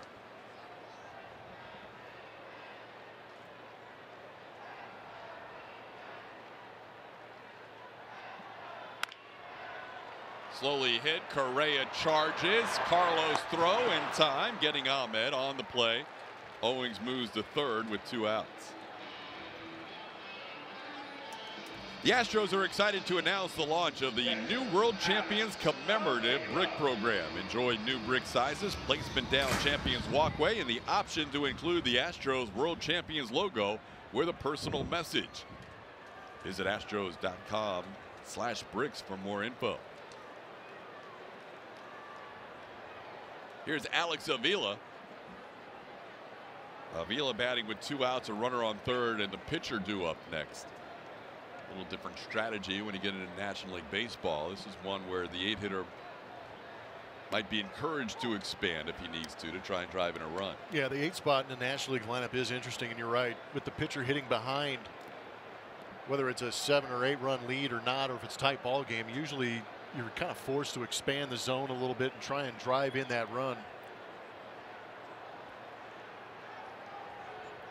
Cole dropping one in for a strike.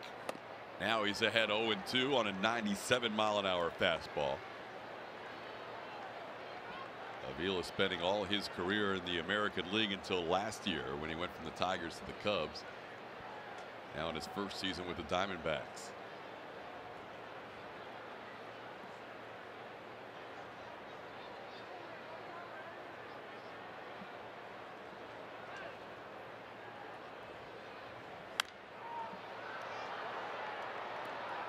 In 4 of the 6 starts for Garrett Cole this season, he has struck out 11 or more. He came into the season with a career high of 12. There's not an algorithm for that. It really isn't. He's got 9 tonight, and he's got an 0-2 count on Alex Avila. With the pitcher on deck. He's just going to attack, just get crazy with his 97-mile-an-hour heater, or maybe snap off a breaking ball. Have faith in Max Stassi back there. If you do bury it, he blocks it, keeps it in front of him.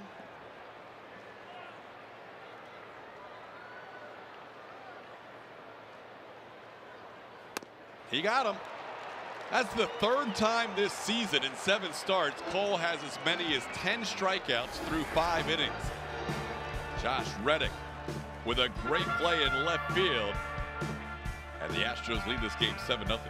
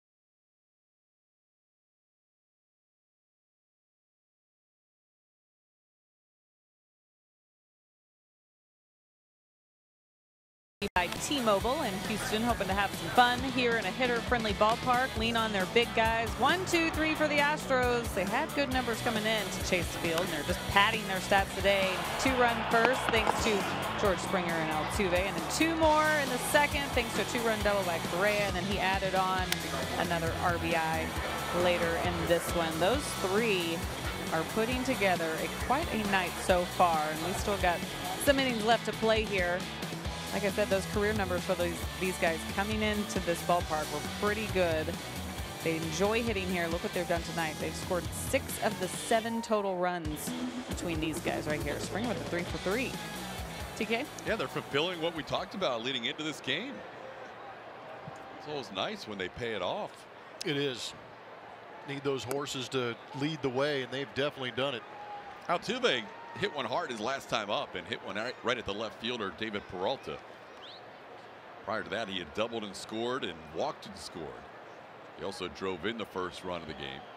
Altuve facing the left-hander TJ McFarland. And he's down to the count 0-2.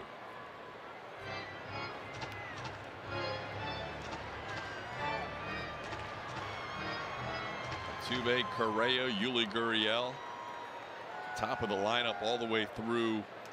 Really the 5 spot has been getting on base this entire game. Springer's been on 3 times, Altuve twice, and he hits another line drive, this time right at the shortstop, Nick Ahmed.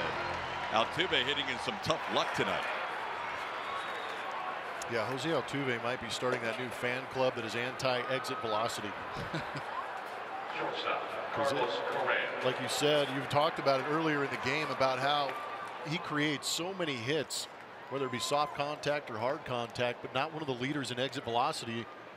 And he gets a ton of hits. Today, probably leading the team in exit velocity and has nothing to show for it.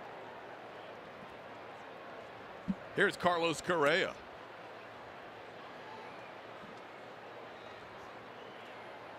Correa already with 3 runs batted in, up to 25 on the season.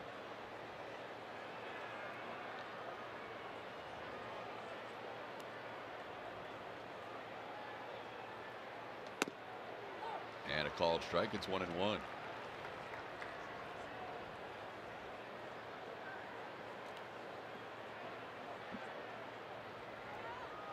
Carlos is grounded out, doubled on the right field line, and doubled down the left field line. Looked like the home plate umpire, Dan Isani, was going to call a strike and changed his mind. It's a ball. It's 2-1. McFarland was with the Orioles for most of his career, 2013 through 16. This one is over his head towards second. Owings will make the play on the move and gets Correa by a stride for the second out. Time to play Name That Astro. It is brought to you by Nissan. 19-year career, trade value, childhood dream. Those are your clues on this Friday night. Man, 19 years. It's a good career. It's a great career. At AT&T Sportsnet SW is where to send your guesses on Twitter. Here's Yuli Gurriel. Yuli taking a pitch for a ball. Yuli has a couple of RBIs. 2 for 3 tonight. When you wrapped up in Arizona to finish your career, how many did you end up with? How many years? I was a month short of 14. Wow. Yeah. Nicely done. Thank you. That's a lot of years of big league service. Yes, it was. And the injuries really got to you? I mean, oh, man, yeah. No, I signed my only multi-year contract was here with Arizona for 2011 and 12. Yuli gets into one deep to left field. This will get down for a hit.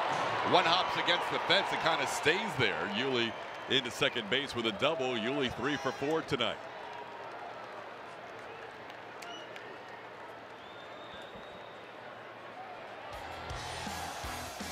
And on this date, Biggio picked up his 2000. Tatis hit. charging. He joggles it. Everybody May 4th. safe. Wade Miller moving In up. 2001 up in Montreal.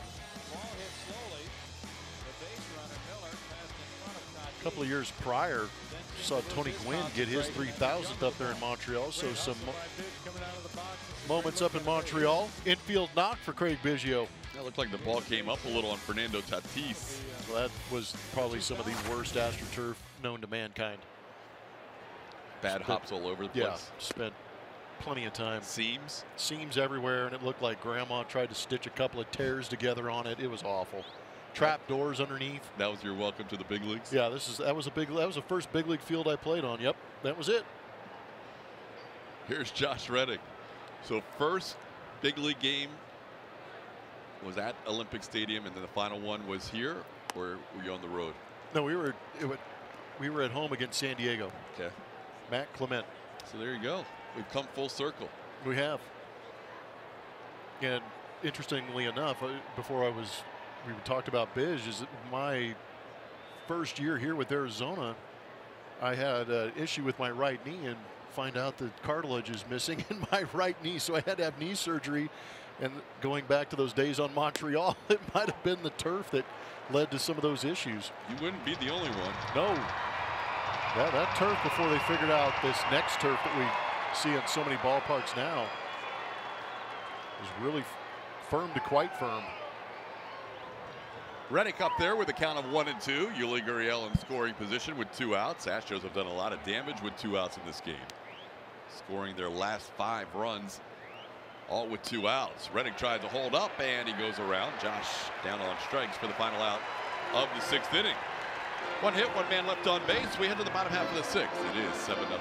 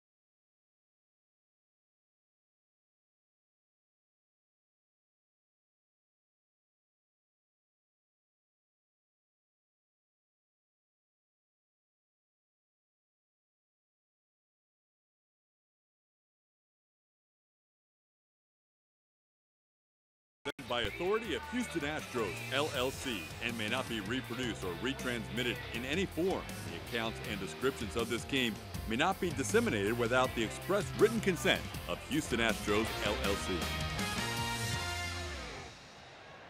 On we go to the bottom half of the 6th inning. It's been all Astros so far as they lead it 7-0. Diamondbacks with one lone hit. It came in the last inning, and the pitcher, T.J. McFarland, will bat for the 4th time this year. McFarland so far in the season is 0 for 3 with 3 strikeouts, and he has batted 8 times in his career. Does have 1 hit. Fouls that one back. Cole ahead of the count 0-2. His 5th 10 strikeout game of his season, 11th of his career. Make it 11 strikeouts. He has now struck out 11 or more in 5 of his 7 starts as an Astro. Julia, what do you have for us? As David Peralta comes up here, he spent a lot of time with Jose Altuve before the game today. These two are actually going to meet up in the morning as well, go to a local ballpark or local sports complex, and there's a clinic going on. They're going to be a part of that. They're also going to collect a lot of equipment. I know the D-backs donated a lot of gloves that are going to be sent over to Venezuela. But the best part about the story is as they were getting to know each other a little bit, they were doing some interviews about it, and they were talking a little bit about hitting, and all Peralta could say was he wants to be like Altuve. He wants to learn from Altuve. And, of course, Altuve, as humble as he is, has no idea what to say back. But definitely fun to watch the interaction between those two. Altuve is one of the most humble superstars you'll ever see. Absolutely. He's probably as awkward as he possibly could have been during that press conference when he got the 5-year extension because he was forced to talk about him. He gets so uncomfortable talking about him. He would rather talk about anybody else on his team and give everybody else on his team credit. 2-1 pitch is hit pretty hard, but Reddick in a pretty good spot out there in left field makes the play for out number 2. Well, Cole keeps rolling along. His last start, he struck out 10 in the first 5 innings. His 14 strikeout game, which was his career high coming against the Rangers on April 13th, he had struck out 10 in his first 5 innings. Tonight, he struck out 10 in his first 5 innings. He's sitting here at 72 pitches, 2 outs into the 6th inning. Up high to Dyson, it's 1-0. So the graphic earlier showed you 10+ strikeouts in 11 career games and 5 of them with the Astros. Wonder how many he has if you up that to 11, because he's got 5 11 strikeout games with the Astros. He may have over half of his 11 strikeout games in 7 starts with Houston. Unreal. It's not like he just started his career. No. He's been around. Broke in 2013. That's a strike at the knees. Well placed. 1-2. And then he's up to 40% with that strikeout rate. Batters faced 177, 71 punch outs. He made 127 starts before he joined the Astros. Swing and a miss. Give him 12, but even does it through 6. The Cole train keeps rolling down the tracks. It's 7-0 Astros.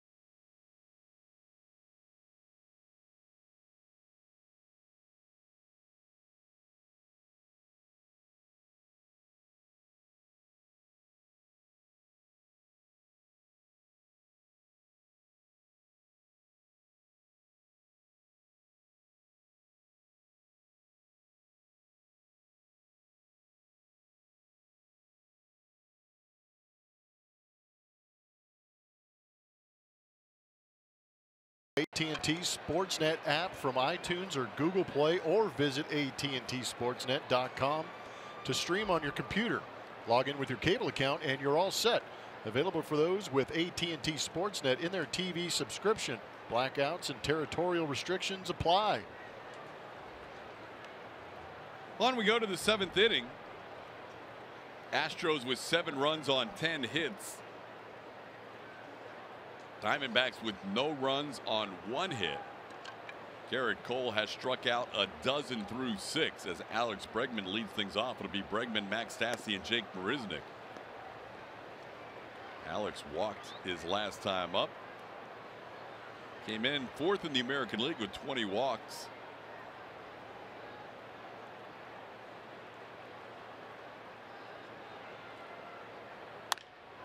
Ball's hit hard. That's a fair ball towards the corner and right. Bregman will turn first. Dyson digs it out of the corner. Now he bobbles it, but Bregman's still into second base.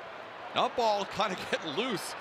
Dyson didn't play that nearly as well as he played the ball by Jake Marisnick, but it all worked out as Bregman didn't get an extra base. It's still a double. Avila set up away, fastball away. Alex goes with it. And again, seen a little bit more of that traditional Alex Bregman swing where he is very direct contact and then stays through it.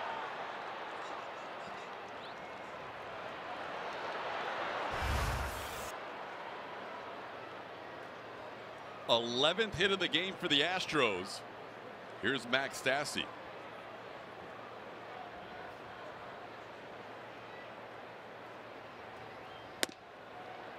Stassi struck out, walked, reached on a fielder's choice. TJ McFarland on the mound for his 3rd inning of work. Did you hear the news? Nope. Well, I don't know. I don't know what you're about to say. Albert Pujols. Yeah. Got a hit today. Congratulations. Congratulations to Albert Pujols. Done a lot of damage against the Astros, but now he's one of a handful of guys, I believe, that has 3,000 hits and 600+ home runs. I want to say he's the 4th. So not even a handful. Got to look that up now. Sorry. A-Rod. Yeah, kind of. Hank Aaron. Yep. Willie Mays. Willie Mays. Am I missing somebody? 1-1 the count.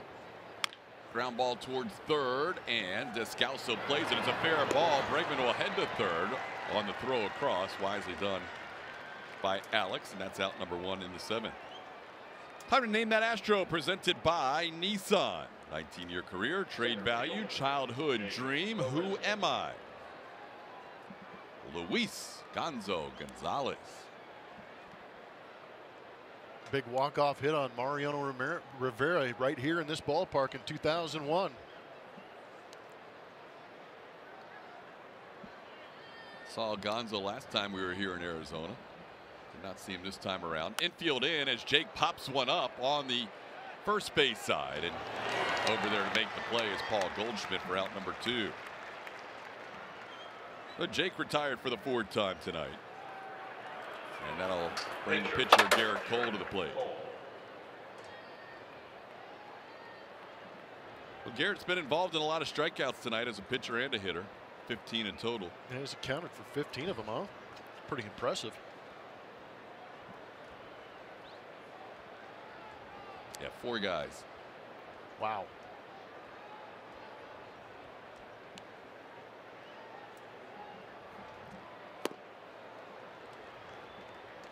We had some news with another 3,000 hit guy, because I guess it was towards the end of the game yesterday about Ichiro. Oh, yeah. Yeah. Yeah. Ichiro now moving to the front office for the Mariners. Finally retiring. He's just going to go sit up in the front office, relax a little bit, and keep hitting off the tee and come back when they need him. He said he's not officially retiring. He's keeping his options open after this year. Yeah, he's not 50 yet, and he said he wanted to play until then. He's got some game left. He batted in their game. This would have been Wednesday night. Chance to win it, 2 on and 2 outs, down 1. He had a chance to pull a Jeter in his last Mariners game, but didn't work out for him as the Mariners dropped that game to Oakland. But congratulations on a wonderful career, if in fact is the end of Ichiro's career.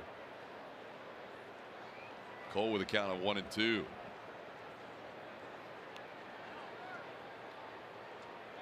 Do you consider him the hit king? Ooh, that's a tough question, isn't it? That's a tough question. Oh, man. It just, I don't know. I like Major League records. I do too. I mean, it's still remarkable that a guy can play 9 seasons in Japan and come over here and make the Hall of Fame. Yeah, right. After 9 years as a pro. Wasn't like he was swing and a miss. Cole goes down swinging. Garrett can concentrate on pitching after a leadoff double. Bregman is stranded. 7th inning stretch time at Chase Field. And for us, we're going to send it to Bart Ennis and Mike Stanton in our rooms to go lounge.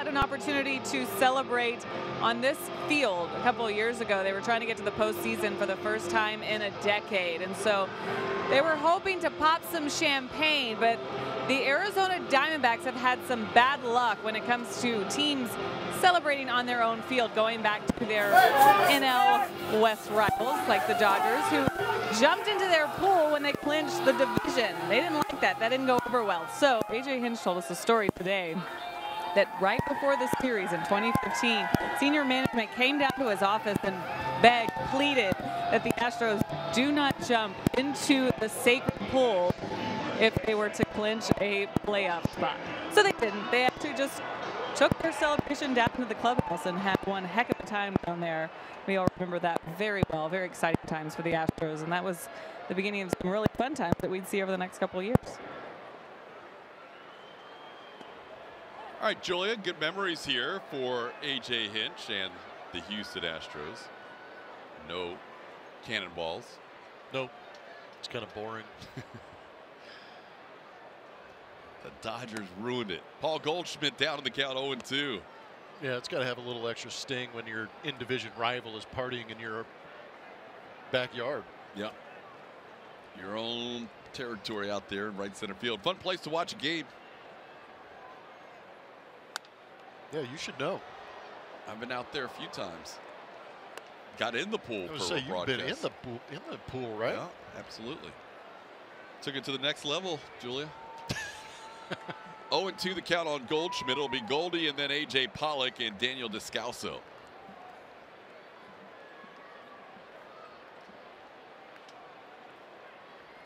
Ooh, that's a very good hitter that Cole made not look so good on that swing. That was a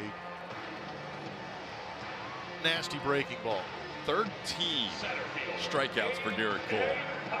He's one away from his career high. You can see the fingers more on top of the baseball to create that north to south break.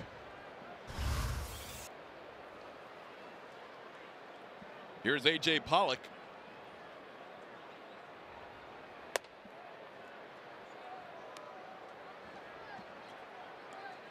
Pollock is struck out twice. Cole did not have any strikeouts in the first inning. So he has 13 strikeouts in the next 5 1/3 innings. 13 out of 16 outs.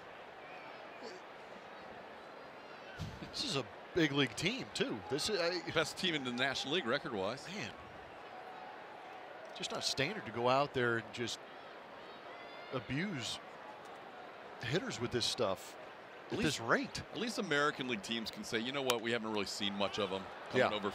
These guys have seen them. Pop up on the infield. Yuli finally takes charge. Garrett Cole was about to take it himself until Yuli called him off in the last second. That's out number 2. If I'm Garrett Cole, I'm calling Yuli off. I'm taking care of it. I've punched out 13 of the last 16. I'm catching this pop fly. I'm single-handedly playing defense and punching everybody out. 2 outs. Here's Daniel Descalso.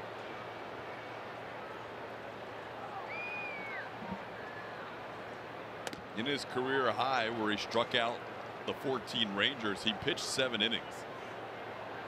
But after 7 innings, even with the 14 strikeouts, had only thrown 93 pitches tonight. May even be better depending on what happens in this inning. He's at 84 right now, 2 outs in the 7th, and a 1-1 count on Descalso. Not that I completely forgot about it, but in bringing that back and understanding how many punch-outs he had with 93 pitches gives you an idea of how aggressive he is in the strike zone.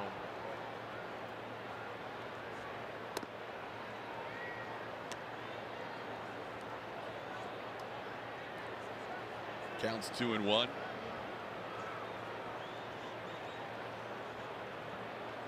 Just 1 runner for the Diamondbacks with a hit. 2 runners in the game. Peralta walked to start the 4th. And Chris Owings doubled, the only hit of the game for the Diamondbacks. Twitter is amazing. They found the picture of me in the pool. There it is. 2-2. Swing and a miss. Give him another one. That matches his career high. 14 strikeouts for Garrett Cole through 7. Astros lead at 7-0.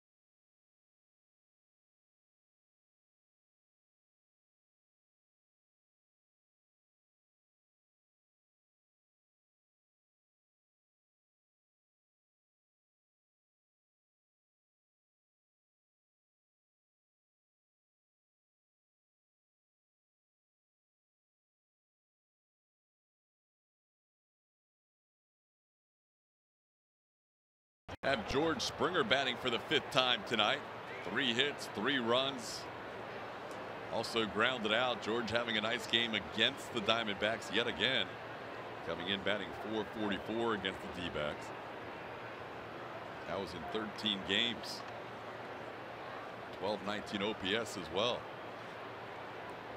TJ McFarland has been doing a good job since coming on for the starter Kris Medlen. He's allowed a couple of doubles, but has not allowed a run in 3 innings of work. It'll be Springer, Altuve, Correa this inning. 2-0 the count to George. We've been talking a lot about the differences for Garrett Cole in his strikeouts since coming over from the Pirates. 127 starts with Pittsburgh, 2 games of 11 or more strikeouts. And so far in 7 starts with the Astros, 5 games with 11 or more strikeouts. Doesn't compute. It really doesn't. I like it a lot. I love it. What he's done tonight is dominate a very good Arizona Diamondbacks team to the tune of 1 hit and 14 strikeouts in 7 innings of work while keeping his pitch count in the mid-80s. He's not messing around. Here's Jose Altuve, double, a walk, and then he's lined out a couple of times, once to left and once to right. Excuse me, once to left and once to short. What Garrett Cole is doing is he's messing with some egos.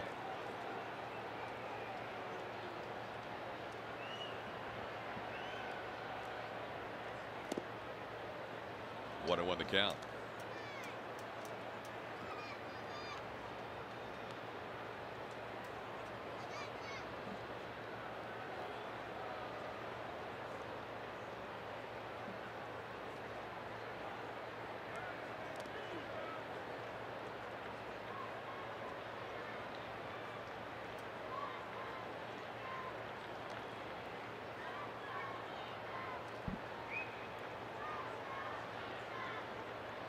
Astros have Garrett Cole with a 7-0 lead on the mound tonight. Tomorrow will be Charlie Morton, and then the Sunday wrap up to this series back to the opening day starter Justin Verlander.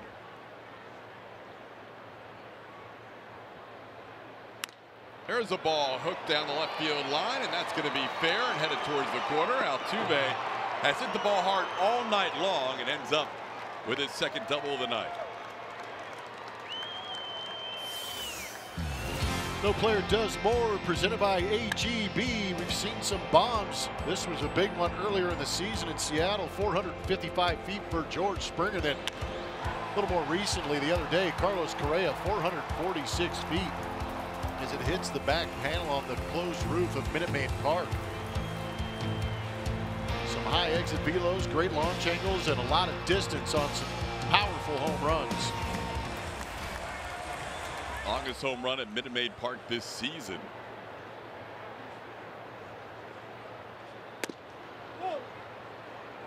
Correa takes one down and in for ball 1. Well, Carlos has followed that up with a couple of doubles tonight, knocking in 3 runs. Altuve has 2 doubles. Correa has 2 doubles. Yuli's added a double. Bregman has a double. Half dozen 2-base hits today for the Astros. Carlos sends one into right field. Dyson is there. And that's out number 2.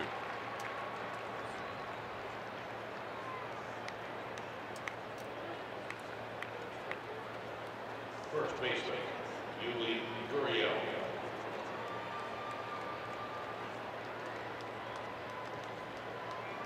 Here's Yuli Gurriel. Yuli has 3 hits in this game.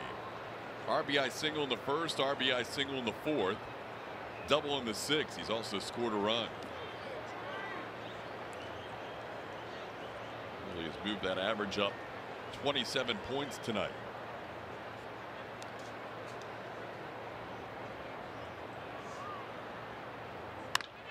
And he hits this one hard. That'll be a base hit. Pettis sending Altuve home. The throw by Peralta is not in time. Yuli goes into second base. It's an 8-0 game.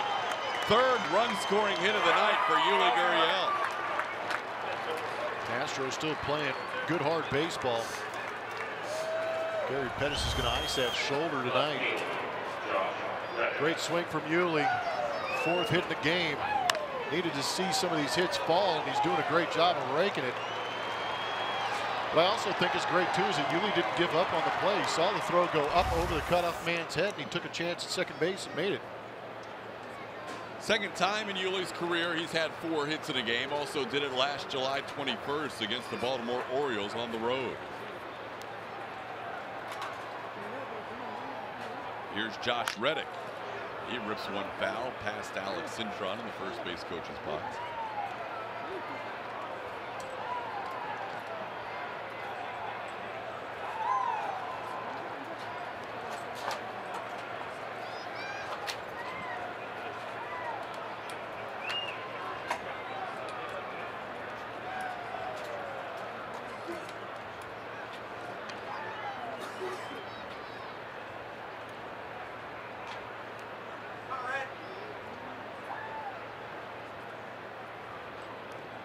Cintron's happy not only to be back in Arizona, where he started his career and played 5 seasons, but he's also not bundled up for the first time. Oh man, isn't that the truth? He could actually pack a little bit lighter bag like the rest of us. He said he was told frequently about our comments with him in Chicago, and he said, I don't care. I just wanted to somehow stay as warm as I could. I told him on the flight after that Chicago, I go, hey, I don't know if I should apologize or not, but we were kind of making fun of how many layers you had on. And he kind of admitted to the fact that he was taking everybody's clothes and putting them on because he was freezing. He was not happy at all. He looks like he's dropped about 15 pounds since that trip. He's a whole new man. Alex always sharing a smile and happy to be back in Arizona. He was the Marwin Gonzalez of the Arizona Diamondbacks for a while. Play all over the place, switch hit. Sneaky pop.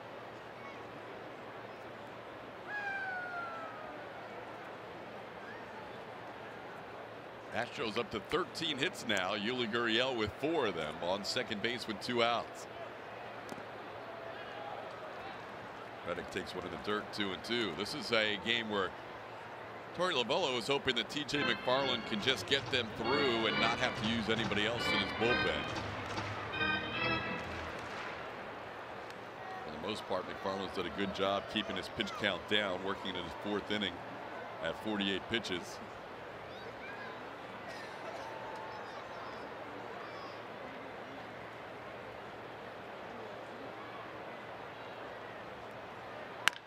On the ground, the shortstop Ahmed in the shift retires Reddick for the final out of the inning. But the Astros tack on a run. It's now 8-0 heading to the bottom of the 8th.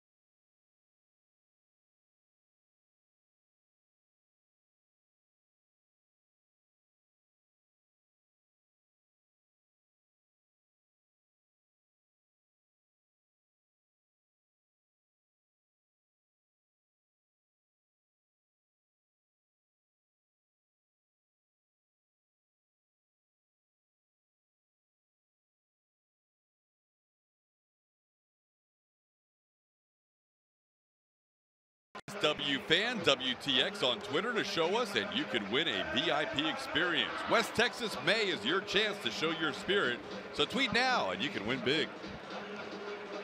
You can see the orange and blue here at Chase Field in Phoenix, Arizona, and they are watching a special night tonight. Offense breaking out with a 13-hit, 8-run performance so far.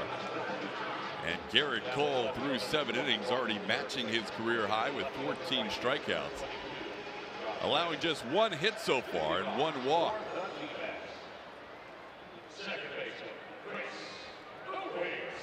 guy who has that hit leads off the bottom half of the 8th inning, Chris Owings.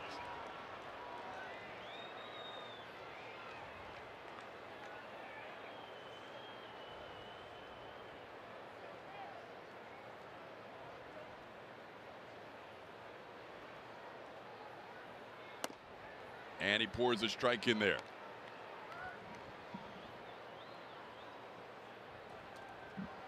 Still under 90 pitches. 14 strikeouts in. There is his 90th pitch, and he's ahead 0-2.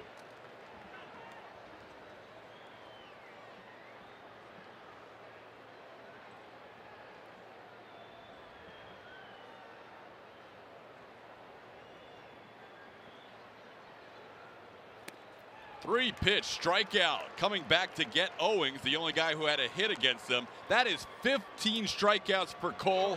That is a new career best.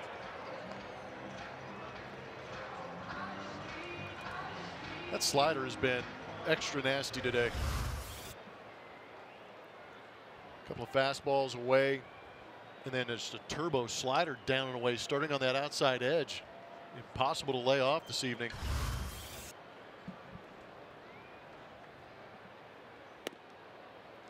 Here's Nick Ahmed taking a pitch outside for ball one.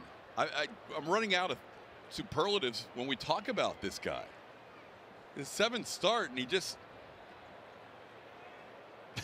up to 76 strikeouts in 7 starts. I've got nothing. I'm just enjoying the show. I'm also enjoying being a broadcaster right now. Also, I mean, it'd be fun to be behind him watching what he's doing, but to be able to sit up here and enjoy it even more, knowing that I don't have to face this kind of stuff. 1-1 pitch misses outside for ball 2.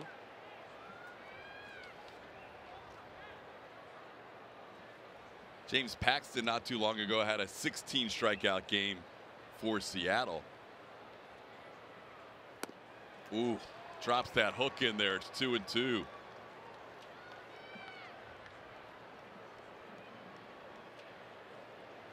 Yeah, there was a lot of controversy around that Paxton outing, taking him out.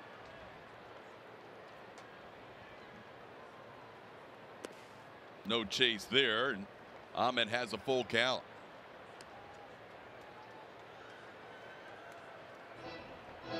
That is the major league high for the season, the Paxton 16 strikeout game. Cole sitting at 15 right now with a 3-2 count on Ahmed.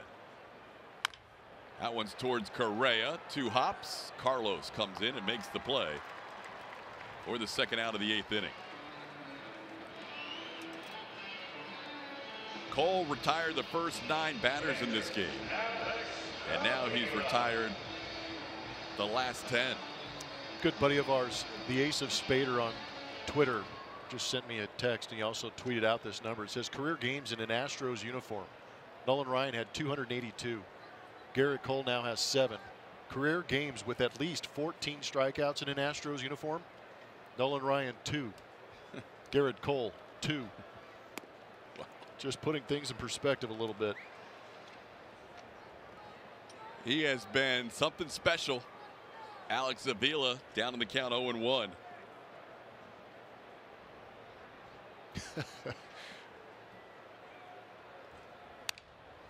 And now it's 0-2. TJ McFarland is on deck. They're not going to pinch hit for him in this 8-0 game. They want to save their bullpen and do Garrett Cole a favor.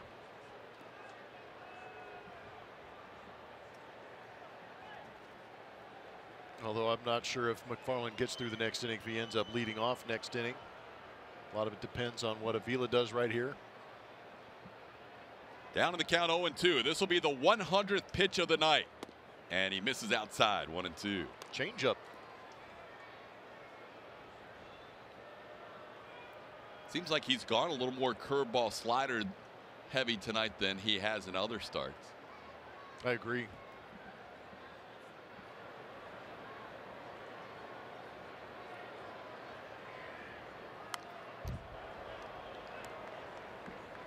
Fighting.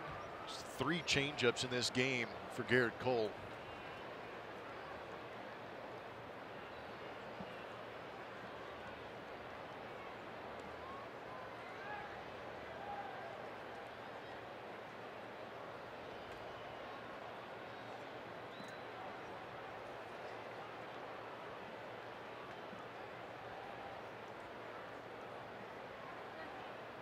Time is called. Astros in the outfield play Avila way around the other way. Josh Reddick's not far from the line and left, and Jake's in left center field.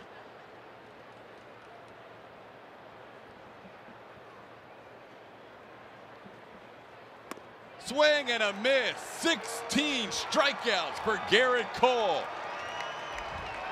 He's got a one-hitter through 8. We head to the 9th in an 8-0 Astros lead. Fans, Mother's Day is just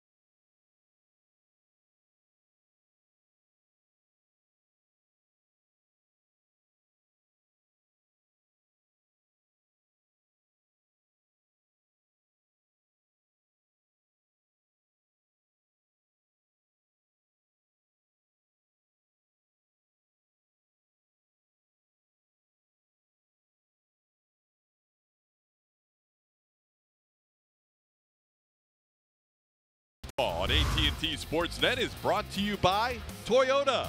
Let's go places. And by Arctic. Overbuilt, not overpriced.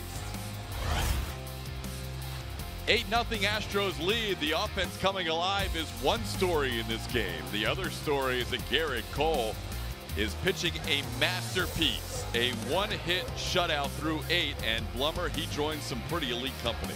Extremely elite.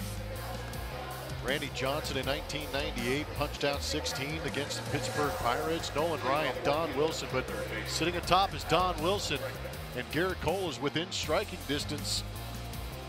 And there's nobody warming up in the bullpen. It better not be. Well, here we go. Alex Bregman will lead things off. Cole's due to hit 4th in this inning, but as we said earlier, AJ probably would sacrifice him batting, even if it means the Astros don't tack on to this 8-0 lead. Gerrit Cole will face the number 9 hitter, which will be a pinch hitter for McFarland, and then the top of the order, David Peralta and Gerard Dyson. Peralta's the only guy he has not struck out in the Diamondbacks lineup tonight. Alex has walked, doubled. He's 1 for 3.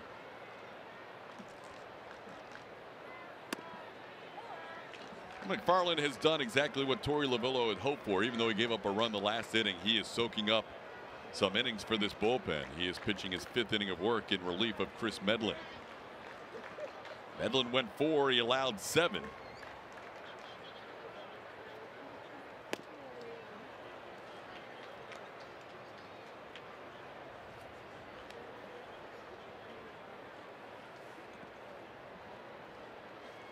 "16 strikeouts, also matching the season high in the major leagues."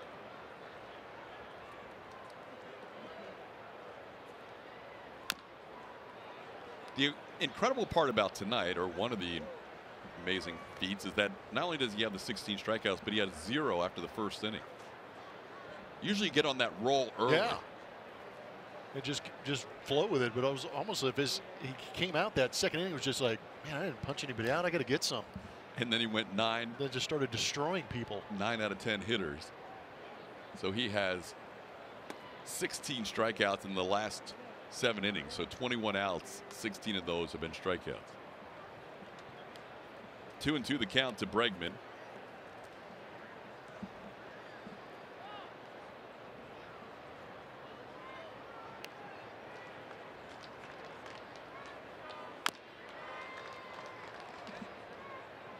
So what you're telling me is you're not impressed With what? him not punching anybody out in that first inning. I think our producer, Carl Patterson, even said, what, no strikeouts? Yeah, what are we doing? Because he had 12 the game before in 6 2/3. He's been averaging, 61 in April. He's set the American League mark, and then he came out and didn't strike out anybody in the first. Here's a ball in the center field, pretty well struck. Going back on it is Pollock. He is on the warning track edge and makes the play. We get Bregman for out number 1 in the ninth. The power rankings are brought to you by Steel. Expected win-loss percentage. Next, Stassi. And that's based on scoring runs, giving up runs. The analytics behind it, not necessarily the luck of the team or what's going on, but combined with the pitching that these guys have been getting, run differentials, the record could have been 24-9. Better than the Yankees and the Red Sox. Yankees won again tonight. They beat Cleveland 7-6. They've been hot. See, that would be 13 out of 14. Yep. Pretty good.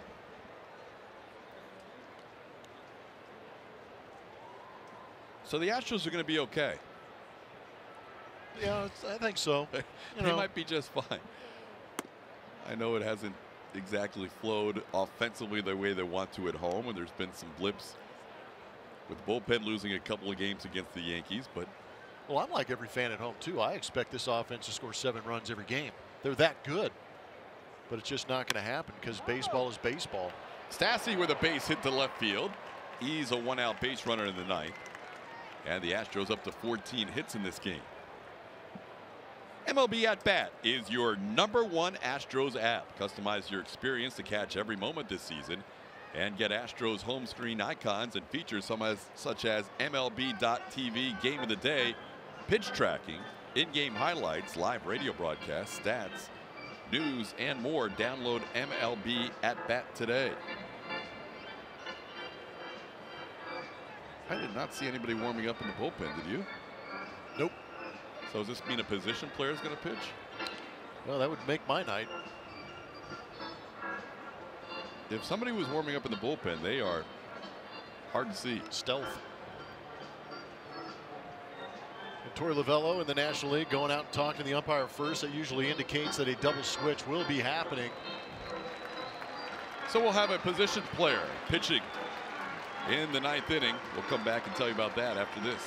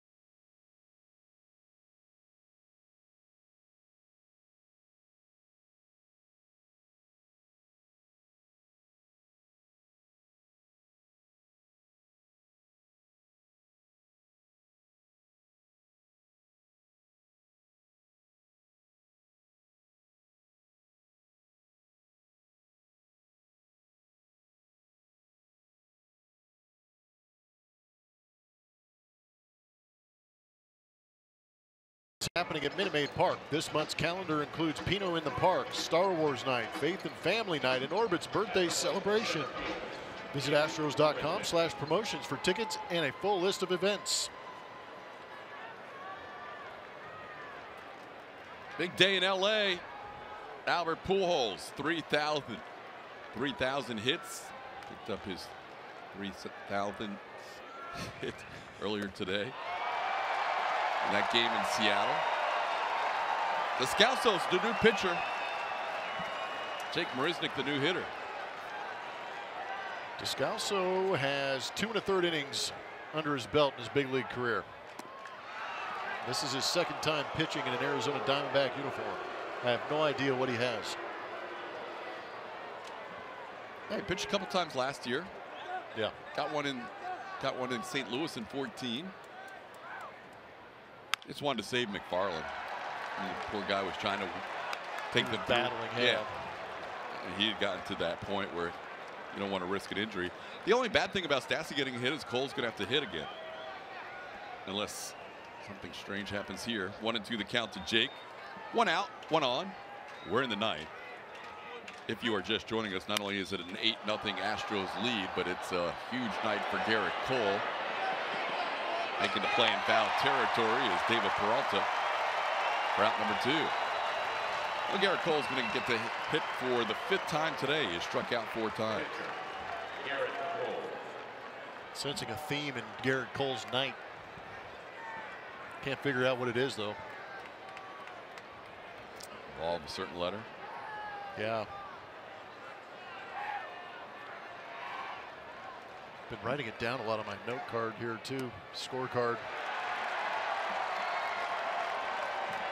Well, on the other side, Cole has faced Descalso and struck him out twice. And Descalso also was robbed on a great play by Josh Reddick on a flare down the left field line. Cole may not even swing here. I don't think there's any effort right now on Gerrit Cole's part. He's got one thing on his mind. It's getting back on that bump.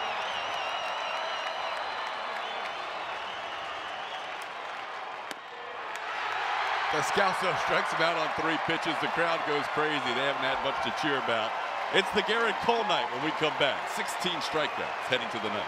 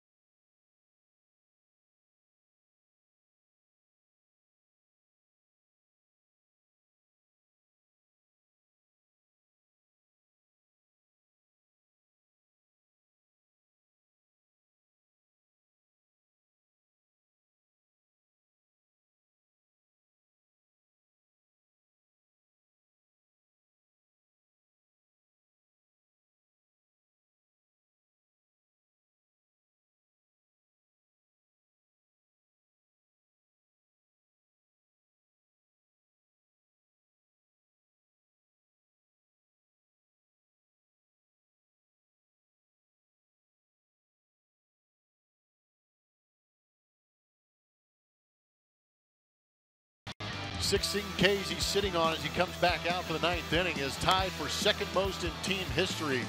He has got Don Wilson's 18 punch-out game in his sights. That is the Astros record, and it's been phenomenal all the way through with fastballs, curveballs, and a power slider.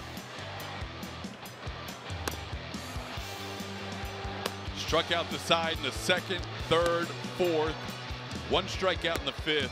Then 2 more in each of the final 3 innings, 6th, 7th, and 8th.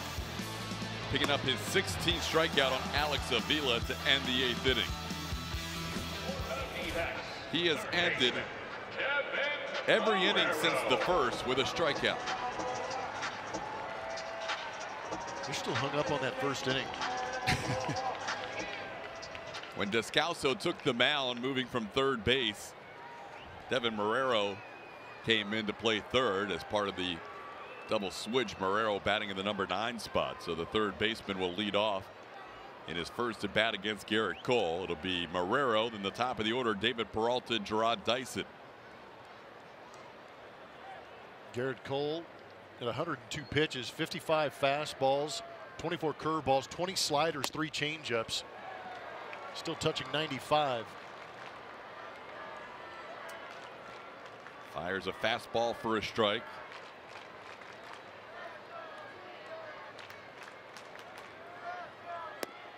Breaking ball for strike 2.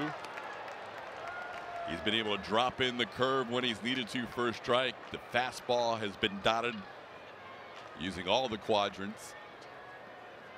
The slider when necessary. Now ahead of Marrero, 0-2. Upstairs. He has broken his career strikeout mark twice this year, moving her from 12 to 14 in his 3rd Astros start, and now from 14 to 16 tonight. Make it close to 17. My. That was on the edge. Doesn't Dan understand he has an opportunity to help create history here for the Astros? MD Anderson strike zone says, just off the edge. Nice call, Dan Iasanya. There's a ball towards second. Altuve on 1 hop. And that's the first out of the 9th.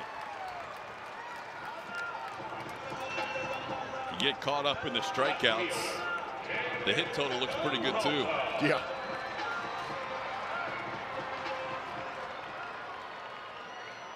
Garrett Cole has 1 complete game in his career. It came in the 2016 season with the Pirates.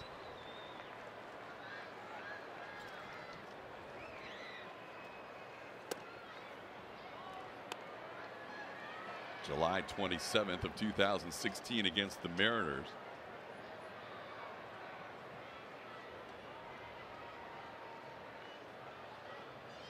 The only guy that Cole has not struck out tonight is David Peralta. Peralta has flied out to left twice. He has also walked. 1-1 the count.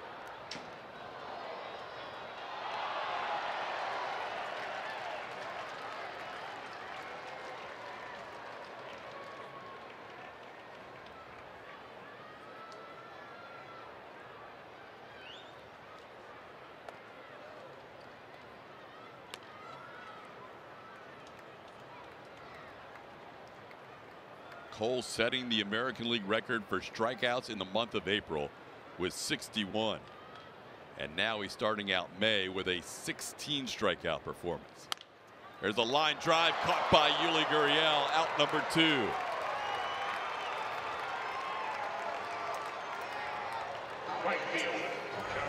Good play by Yuli. Even with all these punch outs, you've got to be on your toes and ready to go.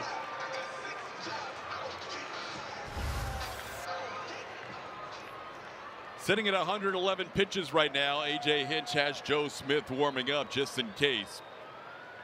Cole facing Gerard Dyson. Strike.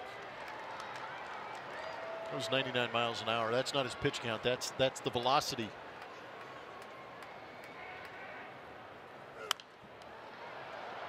Oh, 0-2 the count. Don Wilson's record is safe. 18 strikeouts in that game on July 14th, 1968. At Cincinnati, game 2 of a doubleheader. But Cole, if he gets to 17, will be all alone with the 2nd most strikeouts in Astros history. Popped high in the air. He's going to end the night with 16 strikeouts. A 1-hit complete game shutout. The first shutout of Garrett Cole's career. He was amazing tonight. Absolutely incredible. Other than that first inning that ruined Todd's night, he was in complete command the rest of the way. It has been a joy to watch Garrett Cole in that Astros uniform. It's been a joy to watch him go out there and compete. The man wants the baseball, and he enjoys going after hitters and attacking them with this stuff that he has figured out here in this Astros uniform. As dominant a performance as you will want to watch. Garrett Cole allowed 1 hit, 1 walk. He struck out a career-high 16, his 2nd career complete game, and his 1st career shutout. He has had 7 starts with the Astros and struck out 11 or more in 5 of those 7 after having 2 with the Pirates in 127 career starts. Absolutely dominant tonight. Julius standing by. She's going to try and grab Garrett after he threw the handshakes. What a night it was here in Phoenix, Arizona, and Julia is standing by with Garrett Cole. Julia? Hey, thanks a lot. Congratulations on a really special night. That was a lot of fun to watch. What was key for you as you were piling up all the strikeouts tonight, Garrett? Just command, really. We were keeping them off balance.